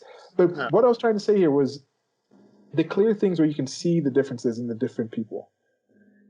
How much is that where society is changing towards these things? Like we are changing towards where I'm not even for like, oh, I understand why monogamy came to be the way it was. I understand why heterosexual relationships were the way because it was tied into reproduction, it's tied into social cohesion. But we're getting more information, we're getting more access to people choosing. I am not against somebody being able to now choose from 10,000 potential partners. Sure. Versus, I don't want to go back to the past where it was like only 10. Like, even if out of those 10,000, it's practically only 10 that are realistic. Like, you open up, everybody in the United States of America can technically run for president. But every year, when you actually come to the realistic aspects of what it takes to be the president of the United States of America, out of the 35 or so million viable people who just are above 35, it's even more than that. Because the only qualifications to be president of the United States of America is to be a natural citizen, natural-born citizen, and be above 35. Those are technically the only requirements to be president. So that's 150 million of the population of the United States of America. But all the other extras, they have to be at the right time, they have the right background, they can't be a felony, they can't be all these other things. They have to be, as a politician, they have to be, and they have to be someone who can speak the language, who can appeal to enough people to vote for. So literally when it comes down to it, it comes down to the situation where we have Donald Trump versus Joe Biden. Joe Biden. And then the debate is later on today. I'm looking forward to watching. Yeah, I am too. But anyway, coming back to what I was talking about, this digression, was when it comes down to that, how long is it going to take for us to change and start developing a structure? Because monogamy came to be the most viable, being monogamous, getting married early, had some biological benefits to it. But that also came to be when they say, oh, the most successful couples, people who stay together, like if somebody, the more couples, they say the more partners a female has had, the higher chance she's going to have a divorce. They've said that in the past, but then in the past, you literally were not able to have partners. So that's a very self-selecting thing. And then the structure of monogamy came from a past where people were only able to actually choose from 10 people or something at most. So that's why that worked for that. Monogamy itself may not really be something that works in general, in that classical sense, with the realities of the current world. So when people start having those conversations of let's talk about those things in different ways, I understand that because it's a different society. But when it comes to physical fitness, maybe physical fitness is physical fitness. It's the body. You can actually test, is the body physically working in a more optimal way by it being bigger, by it being lesser? I don't think No. I don't think that is as flexible as something like adjusting and saying autistic people, we can find a place in society. Like there's some autistic people who have much better spatial understanding of things. Sure. Like I think isn't something like photographic memory and something like that, where like that guy flies over a city and just sees the city once and he can sit down and draw it. Is that a form of autism? I'm not sure. I know a lot of Asperger's types tend to be very good with math and logic exercises. Yeah. So that's where that whole expression high functioning autism comes from, because they may misread certain social cues and act in a way that most people kind of say, hey, why is this person doing this? But you put them down in front of a problem, they can figure it out quickly. So I think I heard a review of the Amy Coney Barrett type of person where she said in her school she's very logical and calculating in the way she approaches things. She's not that intuitive. And maybe you have something like that where we're developing certain parts of society where there's certain different ways of approaching the world mentally, looking at the world in a different way, where you can get to the point where, yes, we can find in this entire field there's a reason males go to certain fields and females go to certain fields, because there's some fields where as a programmer you're going to be spending a lot of time just coded up in a room, sitting in front of a computer, just looking at numbers, thinking about numbers, finding the one line in this 500 pages of code that does something different, and once you change that thing over, then everything else falls into place. That's not something your average mind is been selected to do. no. Yet there could be some autistic kind of condition that makes somebody a lot more proficient at that. I can't see that being developed for obese people, where No. this is like there's going to be a certain field where being weighed down by your physical body is actually going to be a positive thing. And we've also looked at something like now with the comorbidities with the virus. Where does that come in? Where we've accepted, like, if you have this condition plus this other thing, it shows how bad this condition is. Yeah. Look at anything added to obesity is like obesity is a condition. Like it's a comorbidity for almost everything else that you're going to deal with in life. So do you see a transition there coming where there's possibly more acceptance? How does that happen? See, that's the thing. What I was going to say is I find a lot of this stuff tends to be very hypocritical, because I've actually given Dina time for this, by the way, too, where I've experienced this, maybe you have in the past, where a woman will tell you, don't be shallow, oh, you shouldn't only go for good-looking in shape women, but then they themselves only date good-looking in shape guys. And she said this to me once, and I said to her, I'm like, have you dated any overweight guys? She was like, well, no. And she's like, but I would. I was like, I'll believe it when I see it, because then lately, yeah, but I've experienced this several times. It's like, oh, don't be shallow. And then it's like, okay, you only go for good-looking people. And it's like, I don't somehow think all those good-looking people automatically have the best personalities every time. Like, it's this thing people profess to believe, but when it comes down to it in practice, do you actually believe it? It's like the whole thing going on with the debate about taxes now, about like, oh, I'm willing to pay more and all that, but then the same people use all these loopholes and everything to get out of it. So yeah. Do you believe this in practice, or are you just virtue signaling? Yeah, there's a convention I think every government has where you can give them gift. You can gift them more money. Yeah. If you get a tax rebate, you can return that rebate and say, no, you're better off by keeping this money and using it for other things, but very few people actually do. Yeah. Now, I'd also thought of another term, mental obesity, where it's like, okay, you are what you consume, and that was our initial series about that. But we're talking about the junk food, of empty calories, of empty food, where you take it and you just get that spike of dopamine spike, but the actual content of the food isn't that positive, and your body can't really do that much with it, so it breaks down and stores it as fat, where you're not using it that much. There also is a mental obesity type of thing, where some of these ideas that some of these fields we're going into might be more about mental obesity, where you living in a society that just how the society has an excess of calories, and certain people seem to not have the ability to control or eat less or eat just the amount that they need or select what they need, and right. versus the things they feel they want. Maybe that's also happening with some ideas. some of these studies might just be people who are just mentally obese. This is just an excess of information. Whereas if you're living in some village in Qingdao province in China, you don't have the ability to sit down and think about queer studies. Like that's not in your day to day. You got to be out in the field all the time. And this is another thing in the rural areas of America. People are working a different life. There was a recent video by some African American guy who was like, what was he saying? I think he was saying, like,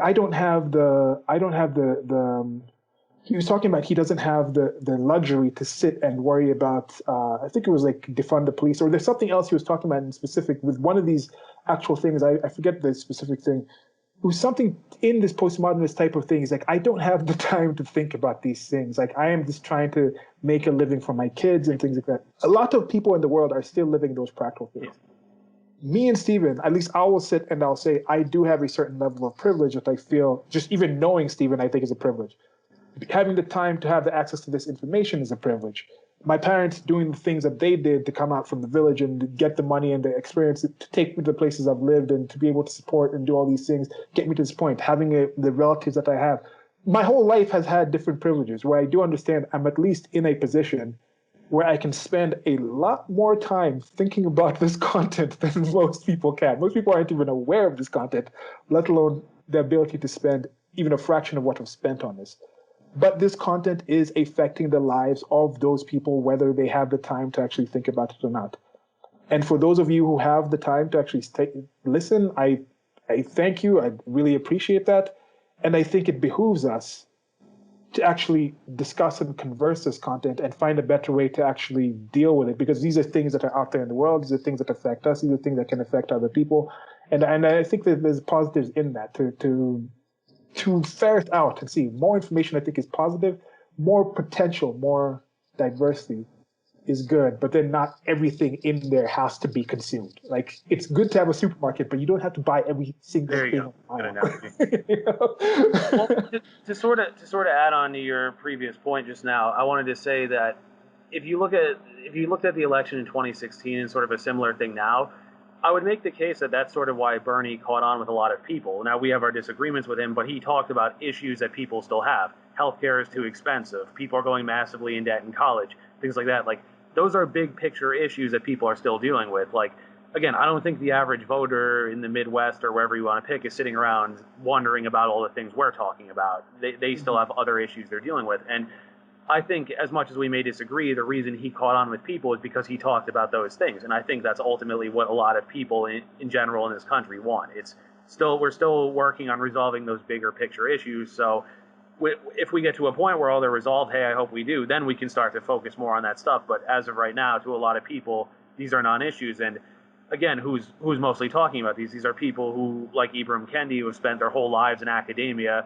So they have the luxury of sitting around, writing, speaking, studying, talking about this stuff. But that's not the average person. Yeah, and that's not uncommon. And this is the thing; it doesn't take too many people to start these ideas. As we've been talking about this, we've talked about, oh, this was initially coined by this one person in like 1950, and then look where it is now. Now it's something that's in the United Nations is talking about. They're talking about we need to build back better and increase this thing. That some rando person in some school in the United States of America came up with this idea. Some black women, some supposedly oppressed black women coined some kind of idea in the United States of America in one college, or she just observed these things. And now the entire countries in Africa are being told, we'll only give you this aid for this to help these starving people if you institute this program that this one woman initiated this idea of 50 years ago. You have to now change your entire culture to include this in there. And that has some ramifications. I think are not necessarily that understood. They're not really that accepted. And have these conversations, because you might be sitting there with the idea that will make some of these very issues that do exist understandable and can actually change a lot of things in the world, even if it just changes your own personal circle, selecting and understanding, oh, no, this friend, I thought I knew this about them, but then, oh, all of a sudden, like, wow, maybe I didn't know that. And then maybe you'll have a conversation with somebody else and post something on some social media, and some random that you haven't talked to in a while will be like, oh, wow, I didn't know you knew that. And then that might be the person you marry and you have kids with. Like, be Yeah, who more knows? open of actually having conversations and talking and spending time thinking about these things. I think I consider to be a positive. I consider being able to think, which is one of the different things that human beings can do, is a privilege. Being able to not be a dolphin where my kid can be born without limbs. And because other human beings have taken the time to think and develop and cooperate and build different things like limbs, where now we get to the point where technically the fastest human beings in the world are human beings that don't have legs. Yeah. Because when you have those blades that they put in the legs, they can actually transfer more of the human machine's legs energy into the ground, into a smaller position, and create more push. Where we're going to get to a point where we're transhuman and things like that, where we're adding computers. Like you look at certain places where like vaccines, that is transhuman. Cancer is natural. Yeah. The current virus pandemic that's going on in the world is natural. But I don't think anyone's saying let's just have cancer acceptance. Let's just have it's normal. It's a normal part of nature. Death is a normal part of nature. Starvation is a normal part of nature. So let's have starvation acceptance. Why don't we just accept? No, nobody's on that. Like there's certain things we can understand that we all want to be alive. We all, in general, if you're not literally physically right now committing suicide, you want to be alive for at least a second more than you don't. And there's objective things that we can do to aid that human flourishing from our personal selves and in the wider scale, right? Definitely. Just going to finish up a few points with fat studies, and that's it. Oh, I thought we were done with that. I was Just a few points to sort of wrap up. Ultimately, there seems to be one circular, self-justifying argument. Like, there's all this bigotry out there, so you need the theory to explain it to you. But only by learning it can you learn to detect it, and now you know it's out there because the theory tells you it is. So this is why you need it. So it becomes one circular, self-justifying argument. Oh, like somebody studies fat studies. Oh, look, there's all these issues with obese people being criticized. How do you know? Well, I studied fat studies, and if I teach you, you'll know, and you'll be able to pick it up. It just becomes this one circular, self-justifying argument. And they're even like with the other ideologies, there are splits between this too. There's even a fat community. They try to sort of marry it with queer theory. There's some quotes on that. I don't really feel the need to cite them. And I like this one. It takes time to make a fat body. It takes even more time to make a politicized fat body. And then the same thinker, sorry, this is Kathleen Lebesco says, scientific knowledge doesn't reveal all there is to know. And then she says, emphasizing the value of health is called healthism, and nutrition is nutritionism. Yeah. So that was all I had for it. And like I say, there's more in the books about fat Olympics and stuff, but I don't really feel the need to go on. I think everyone pretty much understands the gist of it. And with this one, this is one thing that I'm not going to, because people say, oh, if some of the fat positive people will say, if you're not fat, you can never really talk about what it's like to be fat, or you don't have the position to talk about this. And that's why I think it's different to equate this. Like, because I could convert to Islam and then now say, like, oh, now that I've converted to Islam, now I'm allowed to speak all these critiques about Islam that I had before I converted. But now all of a sudden, because I converted, it makes me more valid to speak about. No, the criticisms were either valid or invalid, whether or not I had converted. But when they talk about this fatness thing, I was obese. And I've never, like, there's almost nothing in the fat acceptance in general public things that I am supportive of. No. Fit awareness, not fat acceptance, because you are telling people to accept a slow suicide. That is all it is. There's no objective health that's in there. You're objectively less healthy. Fat shaming is not a positive thing. But then, like I mentioned before, like when people don't wear masks, and I had this entire video about this, when people say, you're not wearing a mask, you need to go back in the house, you need to wear that mask because you're trying to do better for society, you're going to harm society and yourself and your family and things like this. So do all this, wear a mask.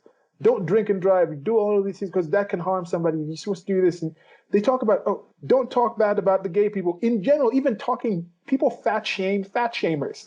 Like, no, people shame, people voice shame fat shamers, thought shame fat shamers. Oh, you don't find fat people attractive? Shame on you.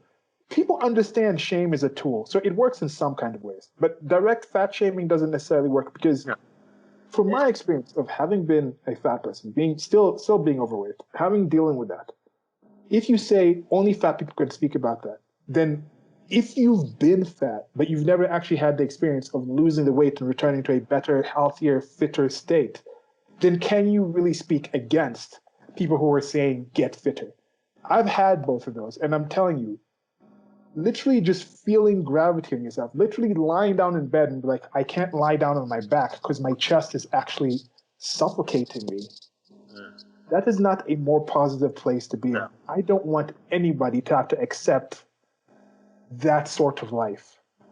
It's literally oppression. It's physical. You're physically oppressing your body. You're just putting your body in a physical coffin of sorts and just adding all these things they talked about and all these other things we're talking about with this constant oppression.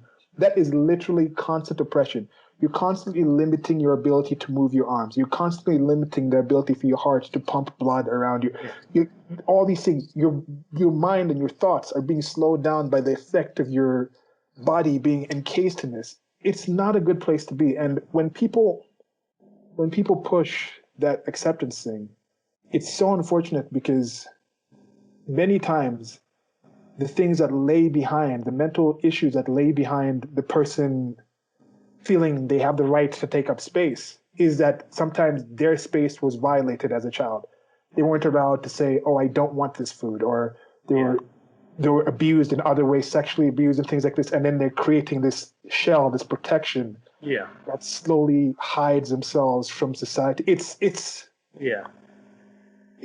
a tough thing, and like maybe for me it's one of the more personal things because I've experienced that and gone through this thing and seen what other people and seeing that it is something that out of all these things is one of the things that is specifically you have a choice in the matter when you become an adult and you become older. So it's really upsetting how much people equate that, and then they I don't know, and then they equate morbidly obese 600-pound life sitting there not being able to move to just like, oh yeah, that guy's an athlete. That guy's look at the NFL lineman. I'm like, that's not the same thing. Like, come on now. Like there's so much off about this. Yeah, and again, it's one of these things that if I'm wrong, if the authors are wrong, if you feel Silas is wrong, feel free to chime in, say something. But this was a very strange chapter to read. And it, like with the queer theory chapter, is one of those things where I kept questioning my sanity as I was reading it. And, I'm like, wait a minute, people spend careers and years of their life studying this and write whole journals on it, and it gets taken seriously and just that's weird though. Yeah. And I don't know if you heard that in the discussion with my friend, but we mentioned that how it used to be that things like gender studies, that's something we laugh about, like, oh, what are you going to do with that? But there are people who actually have careers based on those things. Yeah, and that's the thing. That's the thing we were talking about before, where like at least I was asking like what happened before postmodernism. But no, maybe postmodernism couldn't even come to be because postmodernism was something where it was like they lived in a society that had enough abundance for people to have enough free time to start developing certain ideologies where somebody could coin that whole idea. And then it comes from a thing where, yes, nature itself, nature isn't oppressive, but there's constant things to fight against in the state of nature. That's why when people are talking about let's return the state of nature, nature doesn't give two F's about your life. Nature doesn't care. Like human beings care. Yeah. Nature has dolphins being born without fins. It's human beings that care enough to not only develop prostheses for human beings, but to be able to find that dolphin without fins and create fins for that dolphin. Like human beings are the ones who are doing this stuff, not nature. Nature. I saw on my walk yesterday. It was kind of I'd never seen this before. I saw this deer that looked diseased, like its body was covered in black spots, and I don't know the circumstances, but I think my mom was saying that there's a certain parasite they get that just like it gets in their body and just kind of kills them from within. And it's like it's so sad, but it's like again, it would take a human to come along and say, hey, we have to find a way to treat this animal so it doesn't have to suffer. But without that intervention, that animal is just going to suffer like that and die. And that's the end of it. Like people are talking about, oh, we need to increase biodiversity. We need to return to a nice ecosystem with the world. No. 99.9999%, 9999% of life forms that have existed in the world have gone extinct. Yeah, yeah. Without humans, we're not that important. The Earth will keep going after humans leave. It existed for millions of years before, billions of years before humans were even here. Yeah. So humans are the ones who can actually bring back life forms that are extinct. We can find DNA and actually do Jurassic Park type things to come back. Yeah. We're the kind of people who created cultures and societies where the average American pet has better access to healthcare than 99% of the human beings that have existed in the entire world existence that we know of. Your average American pet has better ones. And that's the society, that's the culture I'm supposed to hate, that's the culture I'm supposed to consider is constantly oppressive. So some of this, as I was mentioning, the postmodernism, I think they're coming from the human knowledge and awareness that life itself is a constant combat against the oppressive nature of existence. You have to constantly fight for that. And then you've developed a culture and society where those instincts, we are descendants from people that were more attuned and more risk averse than the other ones who were like, oh, what's that over there? Lion? Oh, that could be a lion. Let's go check. Yeah. We're from the people who were like, that could be a lion. I'm running. So we're the descendants from that. So I think we have some of these we're attuned to risk. And then now some people have been put in some places where there aren't that many risks. But since we're so attuned to risk, we're looking for it because it's been such a definitive thing of existence that we developed something like postmodernism that said the only constant is oppression. The only constant is fear. The only constant is to be wary. And that is true to an extent. It's good to be wary of things that are coming, but let's not create the boogeyman where they don't exist. And the inverse, let's not accept things like obesity that are objectively negative. You know, they're saying like we're going to create these subjective things to fear and ignore the objective ones. That is a weird situation where I don't understand what's happening with that disconnect in those things.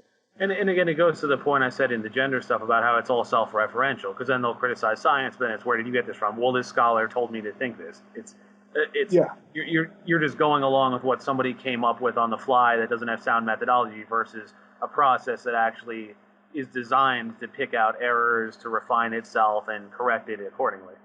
Yeah. Yeah. Okay. So I think that's it on this part of it, and. I think we'll come back again. The next part is going to be.